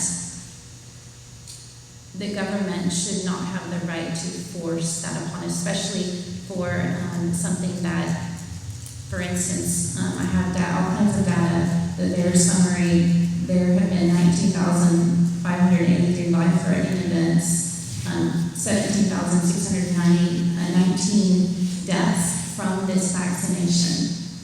That is nowhere close to the 25 when we had the vaccination before that was full. is nowhere close to that. And so when you have that much risk, it should never be mandated. I strongly believe that if you have that much risk, it should not be mandated. That is a personal decision, and so there are people that are, very happy and they feel protected for that, and good for them. But I don't feel our government should have the right to tell any human being that they have to do that, or they're going to lose, or even an employer, that they would lose their job because they did not comply with injecting something into their bodies. Feel that you're preaching to the choir here. I mean, we don't even want people to tell us who we use for a trash. You may be right. And I will say this, that in researching this is, I was in healthcare for a number of years, for 8 years, so it is dear to my heart, healthcare. Okay, so we know that in mid-August, Florida was averaging about 25,000 new cases per day, or about 116 for every 100,000 residents. It was the worst rate in the U.S. in Florida. They were able to reduce that by 90% by being active in early intervention methods, monoclonal antibodies, ivermectin, vitamin D, all the things, fluvoxamine. With early intervention, they reduced that in 2 months by 90%. That proves to me, that there are some other measures that we need to be taking. There are other nations who have also done the same. Bulgaria, they've seen a significant drop. Venezuela, Panama, Bangladesh, North Macedonia, Belize, Peru, and India, they have all taken early intervention measures with treatments that actually are effective, and they're seeing a rapid decline. So, with that. Tara, I respectfully disagree with you. I don't support any mandates, whether from the president or from the governor. I think the president's mandates are an overreach. And I think the governor's mandates, which are a counter, get into a problem for small businesses, for businesses in general. There's several issues I have. One is the whole thing is premature because this issue is before the Fifth Circuit Court, and it's probably going to go to the Supreme Court, and it will be resolved. But it will be resolved in the courts, regardless of what we're doing here. This is a court issue, and it's going to go to that level. But then, secondly, it gets into the businesses where companies have to reply to ownership, which might be out of the country or corporate throughout the U.S., or insurance, because insurance companies are coming down and saying, hey, there's a risk premium because we had these huge losses the last few years, so if you don't have everybody everybody vaccinated, that supports everybody's right. But you as a company have to pay a risk premium to reflect that. That's just the way insurance is. And I've negotiated with insurance companies this time of year for many years, and they always go back and say, well, okay, well, what was your claims this last year, the last 2 years? And if they're very, very high, which a lot of companies are, they put you in a different risk category. Now, one way to get around that is to switch risk categories, and one way is by saying, hey, we're fully vaccinated. That will give people a different risk category. I disagree with your numbers also, Tara, and I'll tell you in a minute. But basically, it's insurance companies are dictating a lot about what companies have to do, as well as a lot of companies are foreign subsidiaries, or subsidiaries of foreign companies, or corporates that are large, and they're making decisions throughout the U.S., the personnel decisions throughout the U.S., or in some cases throughout the world. These are personal decisions of individual companies, and I'm not for taking away that right. And I say that because I spent over 20 years in an officer in a company, and we would not be happy being told how to do our personnel decisions. That's individual, especially as a company and we had over 100 people, but we were having to negotiate with insurance this time of year. And insurance companies show you your claims, and they show you what you're doing. They say, if you want to continue with us, this is what you're going to have to pay next year. And a small company can be enormous. On the other hand, that's throwing you to a different risk category. So I'm not for mandates on either side. and particularly not mandates for companies, because they're controlled by things out of their control. Insurance companies, corporate ownership, ownership that's maybe international.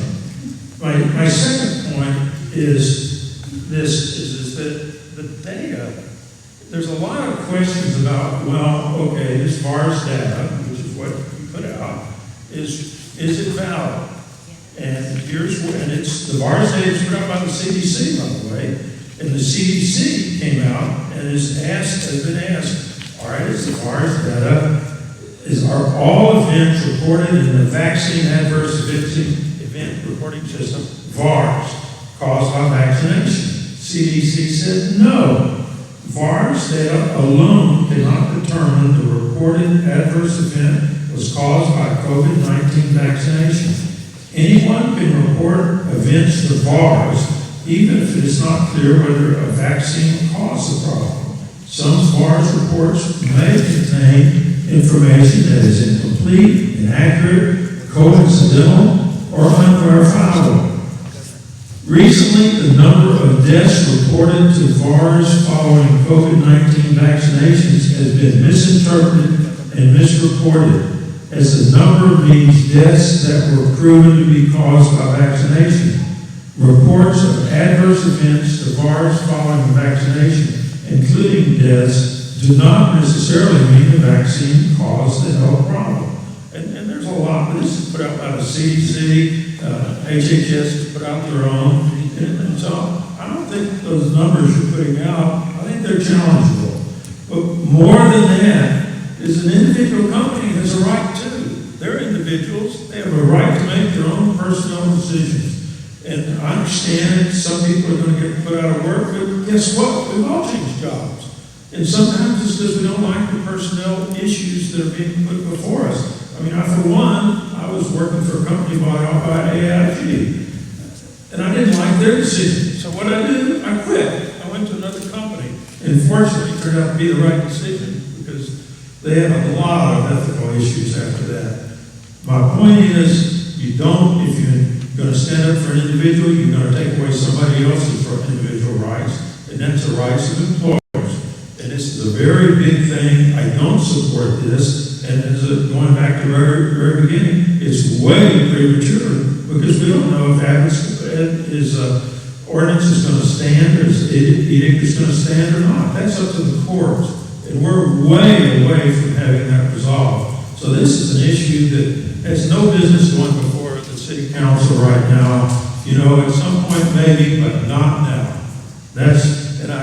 So I respectfully disagree with you, Tara, both on the data you use as well as your assessment. So a lot of the data that I have looked at actually shows that theirs is actually tremendously underreported. I have case studies after case studies who I've been following, and they're saying it was never reported. It was never reported to theirs. And so, in fact, I think we'll have some citizens that will have some reports on that. So a lot of it does not get reported. So I think if anything, it's tremendously underreported, not overreported. If I'm going to speak to that real quick, and this is getting far beyond local politics. But if you take a look, and this I have checked out and verified on others, the VAERS deaths, you can see it's much higher in the first 2, 3 in that first week, which from the minimal data analysts, analytics that I do, there seems to be some correlation between time of taking the vaccine and deaths. So there's at least a considerable amount here before the data starts to level off the plane into where you would interpret where trouble. But Simeon, CDC said there's no cause and effect. Do you know CDC actually makes money on vaccinations? So, all right, you're good.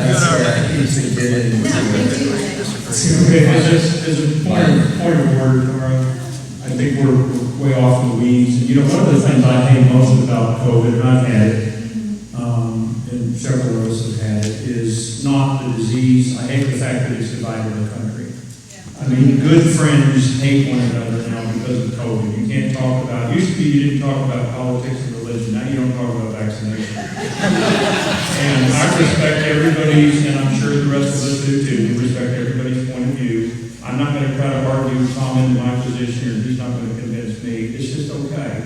And, you know, we're gonna have, this is maybe one of the first things that we're gonna have a disagreement on, it's not gonna be 5-0, and that's okay. You know, but I think we should get back to, we can argue all night long over ivermectin and vitamins and whatever, and I don't think that's. As an active individual, I would like to talk about it for a second. I am somebody who has to fill out this paperwork, and frankly, I don't care if you're vaccinated or not vaccinated. What I think is inappropriate is that an employer is going to make an employment decision on you based on a medical condition. That is a medical discrimination case. Now, so there's that aspect of it. But I also agree with Tom that we shouldn't have a mandate. We shouldn't have a presidential mandate. We shouldn't have a government mandate. However, since we have a presidential mandate, I think it's appropriate. One of the few reasons that we should have government is to protect individual rights. And I think it's appropriate that our governor stepped up and did protect individual rights. And by stepping up and protecting individual rights, he gave the state of Texas standing in the case against the federal government. Without this mandate, we wouldn't have a Fifth Circuit stay on this. We wouldn't be waiting for the court to decide something. We would just have an authoritarian regime that says, lick my boot and be done. So, personally, I don't care if you're vaccinated, I don't care if you're not vaccinated, I don't care a whole lot about anybody's medical conditions. I have several that I don't want to go, talking to people about because it's none of your business. Your medical condition is none of my business. It's certainly none of my employer's business. But the federal government has now told my employer to insert itself between me and my doctor. And that is not an appropriate place. If I'm vaccinated, I don't want to tell them that. If I'm not vaccinated, I don't want to tell them that. I don't think it's their business. And Governor Abbott's executive order has put them in a position, has put the state in the position that they can help the individuals fight the gorilla in the room, basically, the federal government. That's why I would support it. And speaking about businesses, you mentioned, it's true about the insurance, but as a business owner, and as somebody who runs and does the hiring, I gotta say, I far prefer the freedom that Abbott would give us as business owners in running that, and that's my personal opinion, and I think that should be what we base it on. And I don't think there are any giant corporations here in poetry. I think we should consider who we're dealing with here.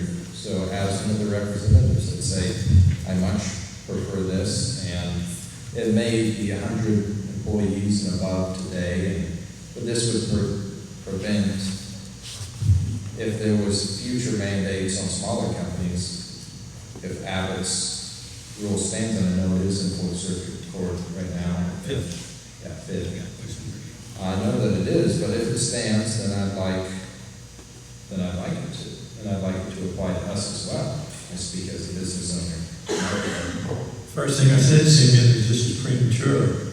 We need to wait until the courts decide. And it's going to, they will decide. It's going to take time. And at that point, then we'll be knowing what we're doing to be agreeing to or disagreeing to. We don't know now. Well, it's written right now. We can always take this off if there ends up having to be changes to it. I don't think we're tying our horse to a cart if this changes. If the executive order has to change, then it changes, and we have to do a revote or, abolish it.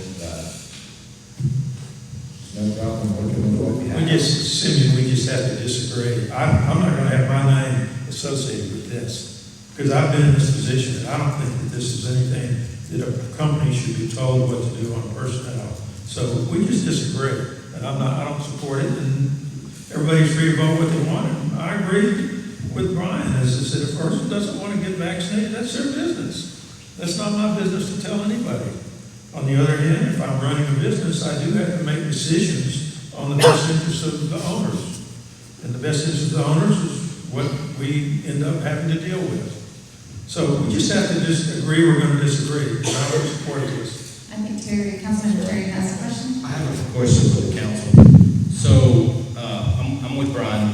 I don't care if you're vaccinated or not vaccinated. My question for the council is, we're writing a resolution to support GA 40, but we haven't wrote a resolution to support GA 13, GA 37, GA 38, GA 39.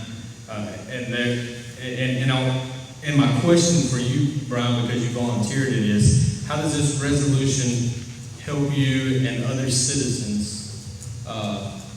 Maybe what power does it give you with your company? And I'm just going to follow up with you, Anderson. I agree that insurance premiums may go up. That's for the companies to decide how they want to pay for it. New York Fire Department's fixing to lose 10,000 firefighters. That's going to affect the citizens in New York. They got 40,000 firefighters, 10,000 are walking out the door. Okay, as far as how does this impact me, we were originally supposed to have this vote last week, and at that point I was going to abstain because I'm directly impacted by this resolution, even though it wouldn't really impact my job. If the state of Texas doesn't have the weight to alter my employer's perception, the town of Poultry doesn't have the weight to alter that.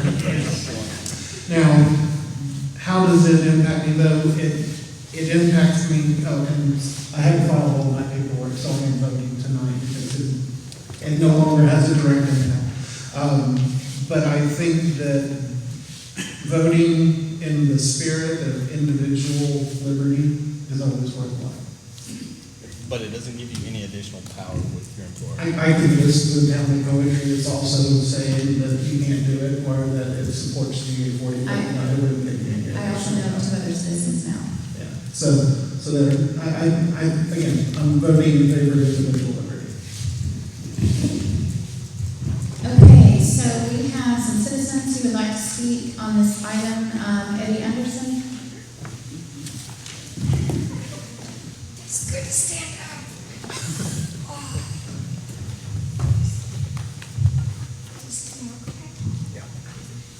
Okay. Mayor, council members, my name is Evie Anderson, and I live on County Road 2434 in Poetry. I've really enjoyed listening to all of your discussions on item number 2, including times. Believe me, we don't sit around at home and talk about all this stuff. We have too much else going on in our lives. So I've listened to y'all, and I appreciate you listening to me. I heard some glimpses of my thoughts in your discussions. Okay, I am speaking for myself. Councilman Tom Anderson has nothing to do with my comments tonight. I know that our council and mayor have to deal with many laws and mandates that directly affect our city. In fact, I think the legal issues that they have had to deal with is far greater than we as a city ever realized. It's a step-by-step process walking through legalese all the time. But I do not believe that the town of Poetry needs to cross over the line and enter the boundaries of Texas mandates, starting with the Texas vaccine mandate. And Terry mentioned a lot of other mandates that have never come up before the council. The town of Poetry needs to focus only on issues that help establish the foundation of government for our city, our new city.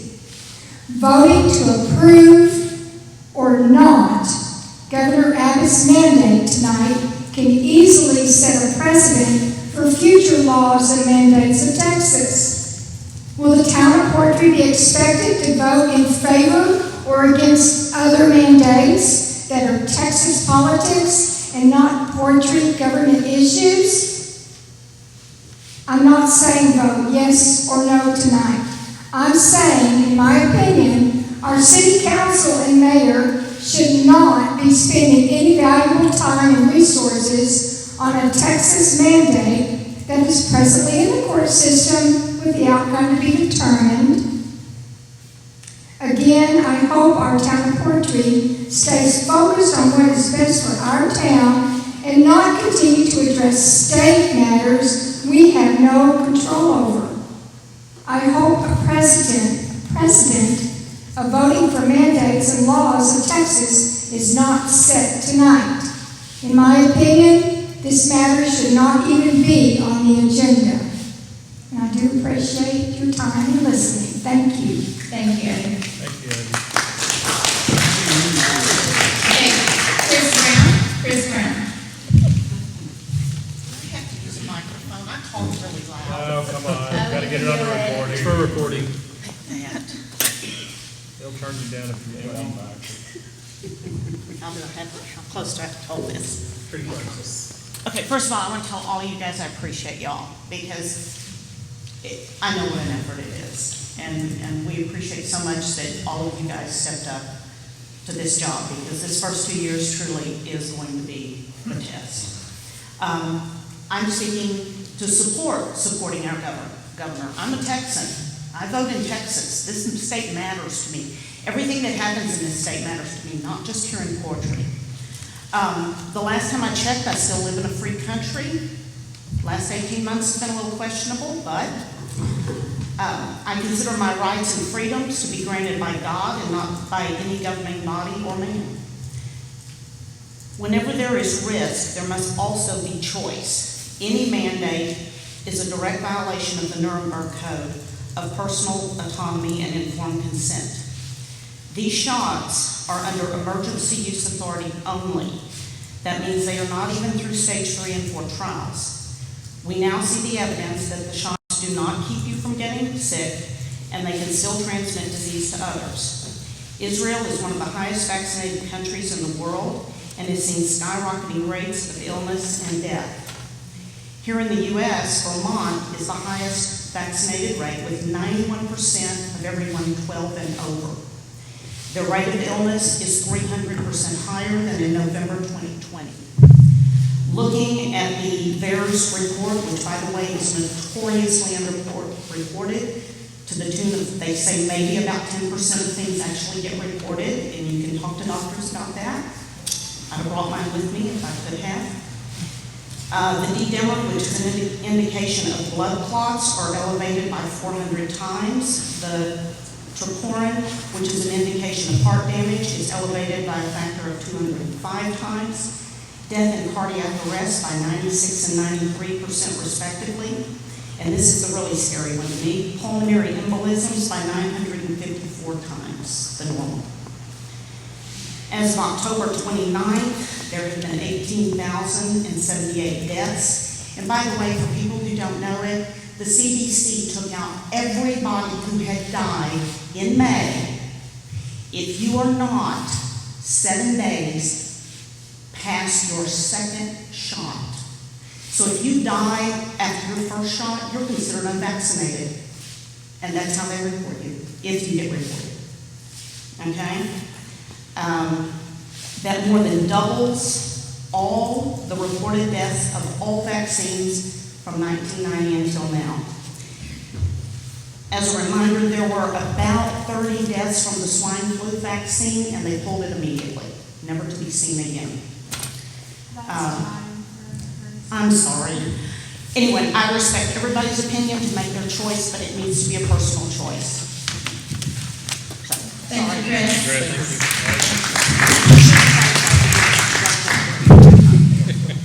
All right, next is Shelley Smith. Shelley Smith. Okay. Patrick Smith. And Tom Pollock.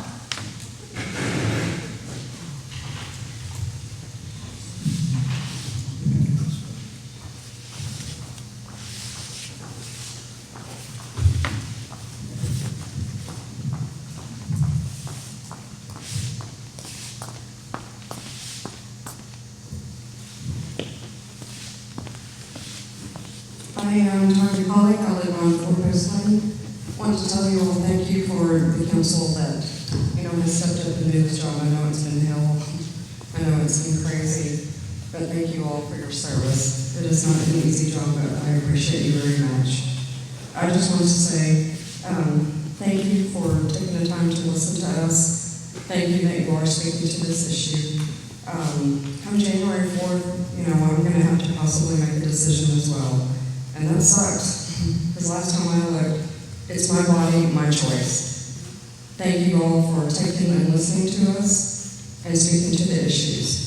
I do agree that, you know, when things are in this state from a government mandate, which is absolutely ridiculous, I think you should take the time to inform the citizens just a little bit and speak to the issues. This is what's going on now. We don't just live in a town that is, you know, covered up and where, you know, ostriches with their head in the sand. You know, we need to speak to issues. So thank you for allowing us to do that. Thank you that you had some citizens that, you know, wanted to come through and ask you, hey, will you speak to this on our behalf? Please, because it's very important. Because when you do have a mandate or do have an employer that's going to try to get between me and my job and my livelihood, I have a real problem with that. And at the end of the day, you're right, Mr. Anderson, it is insurance, and we all know the bottom line is it's about that money. And that's unfortunate. But thank you very much for your time, and we appreciate you. Can I ask you a question? Does this resolution help you with your job in any way that you know of? If we pass a resolution in support of Chick-fil-A?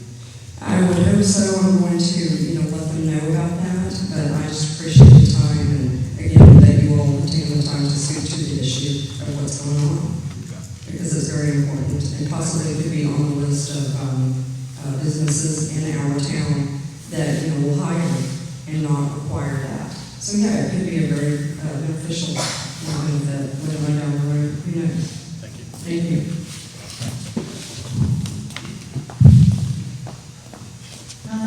David Emmett?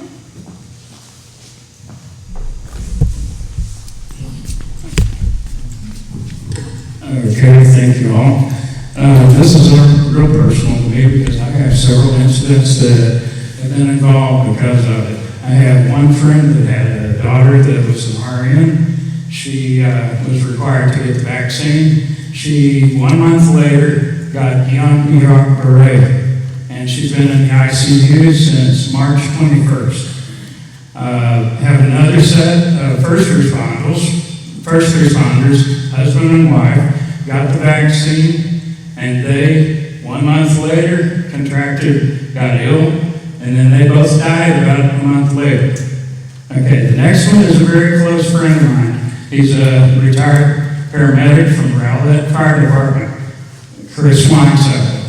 He and his whole family wound up getting the COVID. They had built up immunities that came from it. His younger brother, was with their family for many times during that whole thing, not knowing whether they had COVID or not. Anyway, he wound up building up immunities, natural immunities from that. Well, he has a large car manufacturer, or car dealership down in Waco. He got vaccinated because it was the right thing to do, right? Wrong.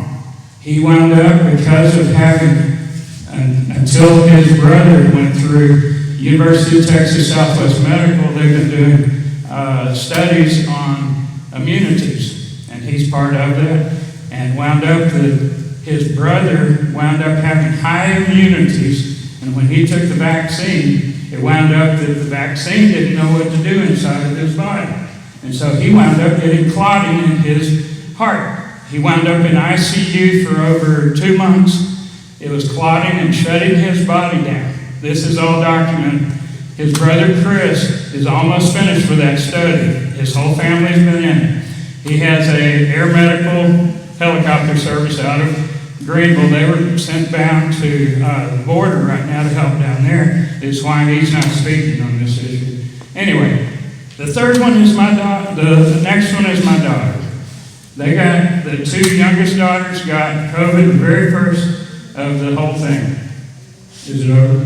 Okay, good. Anyway, I'm trying to go fast. Anyway, the 2 youngest daughters got it. The 4-year-old had the worst case, 9 days high fever when they couldn't be swabbed by their doctor. Okay, in Rockwall in 2020, when it first came out. Anyway, next thing, everybody gets over it, so we've all been affected because we were part of them. I kept on working, never knew about it. Anyway, the next version that came through, Delta virus. My daughter got it really bad because my daughter had it also. Anyway, long story short, my daughter's job is about to end December 8th with IBM because she's mandated to go vaccine. Thank you, David.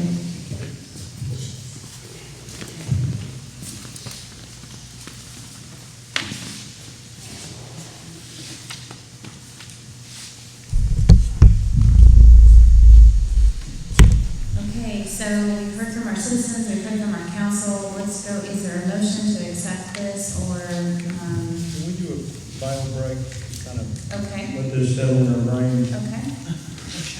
All right, 5 minutes. Okay, recess is over and we're reconvene. We were just finishing up on item number 2. We heard from our citizens, we heard from our council members. Do we have a motion on this?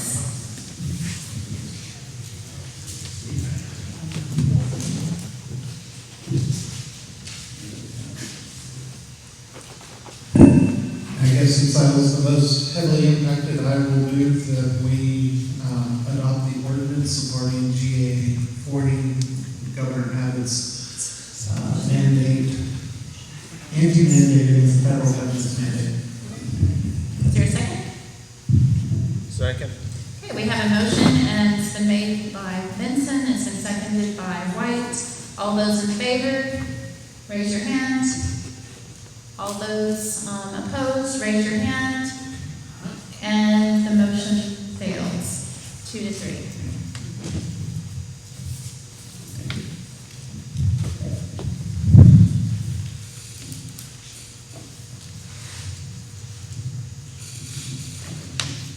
Okay, number 3, discuss the town attorney attending regular meetings by video conference to minimize legal cost.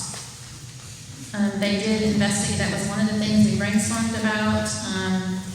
It is an hour and a half drive for her, either both ways, that's 3 hours. I didn't know they got paid for their travel time, but apparently that's a thing. So that is an option. They looked into the legality of that, and we do have that option. The only criteria is that it can be, her voice can be heard and recorded, like everyone else's. So we've done that, I think, when we were talking with Dan Murphy and. So do we have, that would be when we have our meetings here, do we have enough bandwidth? I know we're kind of struggling with the church. Can't do video.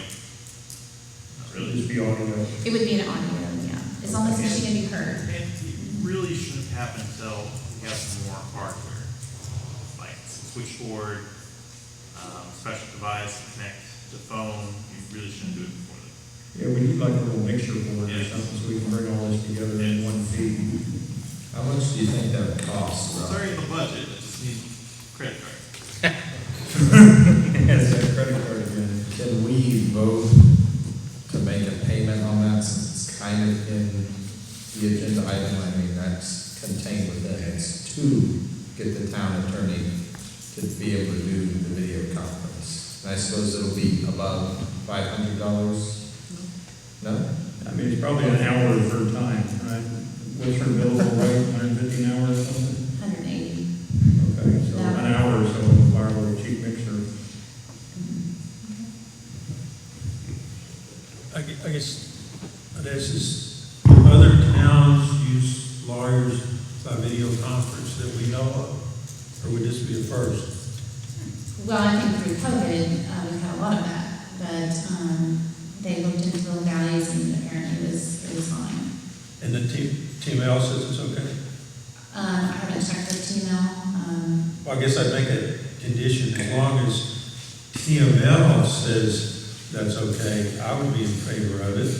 I mean, if we have an issue, we need to get Patricia on, it's easy just to ask her on video conference or on telephone.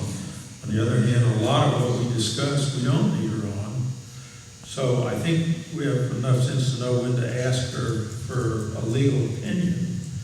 And so we don't get in trouble, and as long as TML agrees that it's okay, and practically that other country or counties, cities rather, have that precedent set that they do it, and I'm okay with it, saves money. Yeah, I think the important thing that Josh brought up is we need to be able to hear her, and she needs to be able to hear us, and the citizens need to be able to hear her, just as though she were in the room. And I think we can accomplish that, but we just need to make sure to bring all that stuff. We need some other devices that filter out all the other noise in the room. Right. Okay, so for this coming up meeting, that probably won't be the case, are you wanting to, maybe consider this for a future, maybe, and then revisit once we have a little more data? You mean so we do a little more research, be sure? So do we have a motion to do this and this? I think it's worthwhile to be sure we're on solid ground myself. Okay, we do have, you have a citizen. Tom, I want to ask you, what's the point of asking TML? I get we're seeking wisdom, but that's going to be an attorney's opinion, and Patricia is also an attorney. I mean, if Patricia feels like she can serve the city by doing this legally, then, I mean, really, we're getting that opinion from our paid attorney. Well, I presume Patricia knows what the law is. Exactly. I mean, which is what your point is. Yes. And as long as Patricia was clear, yeah, I agree with you. I mean, she is the lawyer, not us. I mean, we can ask TML. But if Terry, if she was here, I would ask her, is this something that the TML has agreed to? And if we're not setting a precedent for anything, but as long as she could say yes to all that, and she agreed, it does save money, and I agree. It's something that's worthwhile, it saves travel, and we know when we need to ask her a question that's a legal issue, to be sure that she heard it and we get covered. I think after a few months, we've kind of learned a little bit about the legalities of when we need to ask a lawyer, when we don't. And we still make mistakes, but we are asking when we know we need a legal opinion. So I think it's a good idea. It's just, I think we need to be sure we're on solid ground. Yeah, I think as you said, Tara, COVID's taught us to do everything by telephone and video, doctor's visits, surgery, everything is done over the phone now. So I make a motion that we approve moving, or at least giving our legal counsel the option to participate by audio conference. You know, of course, we have to get everything ready, but just that we agree that that's a valid way. And I guess if we want to run the track of TML as a second opinion, or Patricia, that's fine. But I think my feeling is that that's a good idea. I think as Tom said, that's a lot of money, and if we're paying her 2 or 3 hours of driving her car, she's no use to us in the car. Even by car, I guess we'd be talking to her. Well, since we were apparently going to be billed for it, had she not written it all off, then I'm like, well, I've been using that time if I can, because she's not going to another meeting at 10 o'clock. So I seem to have this app for calling her right before she enters another meeting. I got like 30 seconds, and but now we have set up a regularly scheduled time with Caroline and myself, and we can hit, so I'm making an agenda so we can hit item after item and be very efficient with that. But as far as trying to save time this way, it would be nice to have that option. And not that we don't want to steer, but that's 3-hour drive round trip. That's a lot of money. Okay, we have a motion. Second. Okay, I think we have citizens who want to speak to this before we vote. Shelley Smith? Oh, Patrick Smith, okay. All right. Okay, so we have a motion to, and it is seconded? Seconded that we give the town attorney the option with the proper equipment to possibly have meetings by a video or audio conference to minimize legal cost. All those in favor? And that passes unanimously. So to clarify, Tara, that's both her attending our meetings, but also you guys need to consult her for individual items. She doesn't need to drive the poetry. She never has. we're already kind of doing that, so, and even with our, in our locals, we're kind of doing that just to save, I mean, she's a busy woman, so we're already doing that for those. Okay, number 4, discuss Christmas lights contest, designating judges, who will also solicit for donated prizes and dates to present awards. I feel like the Grinch who stole Christmas. Go Grinch. Even the Grinch changed. Well, and, perhaps when I'm no longer on the board and I'm no longer responsible for how the city spends money, I might change as well. We discussed that no town money would be spent on this. And as minor of an expense as it is in comparison to a lot of things right now, Carolyn's taking notes for us, that's part of conducting this contest. And when I say I don't want money spent on it without the citizens backing it, that's what I meant. So I think that this should be handled by a citizen committee. I don't think that it should be handled as part of town business. Well, we did have a. It's called, yes. That's all. So, I don't know, a lot of towns do this, and so I think we had some citizens request that, so instead of always having to deal with the immediate and all the dreary things and the harsh things that we have to deal with, it'd be kind of nice that we didn't have to, they got a lighthearted thing. And we've had some requests for that, so, but we already have 2 citizens, well, one's out of town and one, Debbie Emmert, has stepped up and said she would be willing to be a judge, and then they could handle all that. It wouldn't have to be even Caroline isn't even, she's not even in here just once a week, so she wouldn't be involved with that anyway, most likely. So I think that very well could be handled through some volunteers. It's just saying, hey, we're not, we know how to have a little light-hearted, spirited community events. And we've had some people really want that, so. Yeah, I guess I'm kind of like Brian. I think it's a great idea. I just don't think the town needs to fund it or support it. I think it's like a beautification committee. I mean, you get citizens and they have a bake sale and raise some money and we do it, so. I think it should happen. Everyone else requests to be a part of it. I think that's fantastic, and I'll be happy to donate to it. So I'm not saying we shouldn't do it or should, turn away from it or anything. I'm just saying that it should be handled by the citizens. So when the town endorses that, it gives a little more credence to that, and so that's where a lot of towns do that. I mean, Forney, they have a beautiful Christmas tree lighting. What does endorse mean? I salute it. I think it's a cool idea. It's not, we're not paying for it, we're just saying, hey, this is a thing, it's already been in our newsletter, because you guys spoke to it last time, so it was in our newsletter. Right. And as Tricia was here last time, she said just endorses, it doesn't have to be paid for by the town, she said, hey, we're recognizing that this is an event for our town. It's not a parade, it's just a simple thing. So what's your thought on the motion or whatever it is that we would pass? And we don't even have to, what she said is, we just would designate judges. So Debbie Emmert stepped up, I think Dorothy Dillon wanted to, she's outside of town, so it would be unbiased. I think Sherry Benson would do it, there might be others. Okay, Evie Anderson, we have some, it's interesting, all female crowd.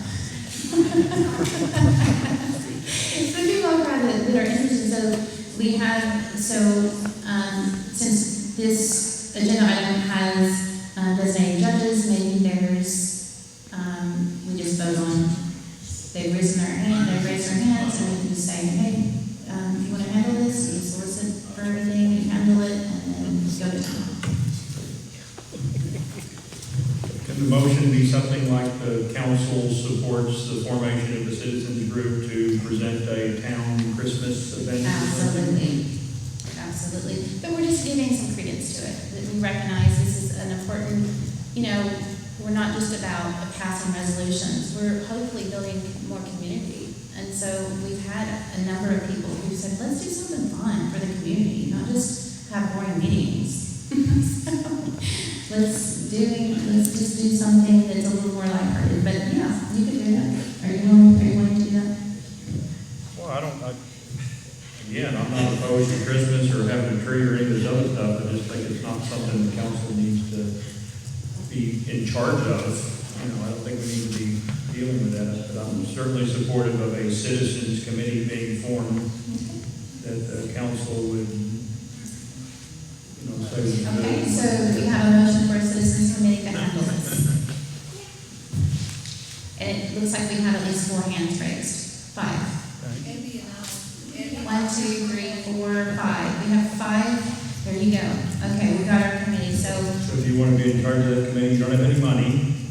You know, you don't have any authority. I have some picture frames that are brand new, fine boards, and then there's lots. Hey, we have some creative folks here, so they'll take care of it. Okay, so again, what action should we take? We probably a motion that the town would like to designate a committee to handle all of the Christmas light contests, but you might want to pick a date. Or maybe the committee picks a date. Yeah, let the committee do all that. Okay. All right, so let's not spend more time. We got a motion. I make the motion. Okay. But now typically we put somebody on the council in the committee, right? Or do we want to let them just go? It's your turn to start. No. I'm Jewish. I can't do So I think about the fact that they've got some family members out there, so we are involved. Yeah. Oh, I'm okay with supporting it. I just don't want to be in charge of it. I think it's a good thing. I like it. Okay, well, I made the motion. I second. Okay, so we have a motion to form a citizens committee to handle the Christmas lights contest, the judges and the prizes and all the visiting and all of that. So, and I have a second from Anderson. All those in favor? Citizen comment? Oh, yes, thank you. They left. Number 4, they left. Okay. Okay. All those in favor? And that passes unanimously. Okay. So all those that want to sign up for that, they can meet afterward. See Cora.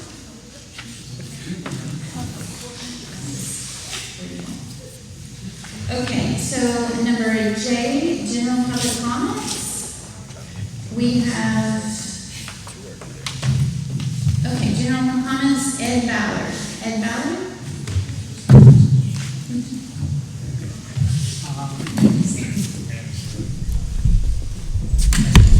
Okay, I'm Ed Ballard. I own 10 acres of poetry, 1565 in Coffin and Hunt County. I live in poetry. I lived in Carroll, the state, for about 2 years. I just want to thank Tara for her good work that she's been doing, all the negative comments she's been getting against her, and I'd like to see them put the hours they put in, that she's been putting in for no pay.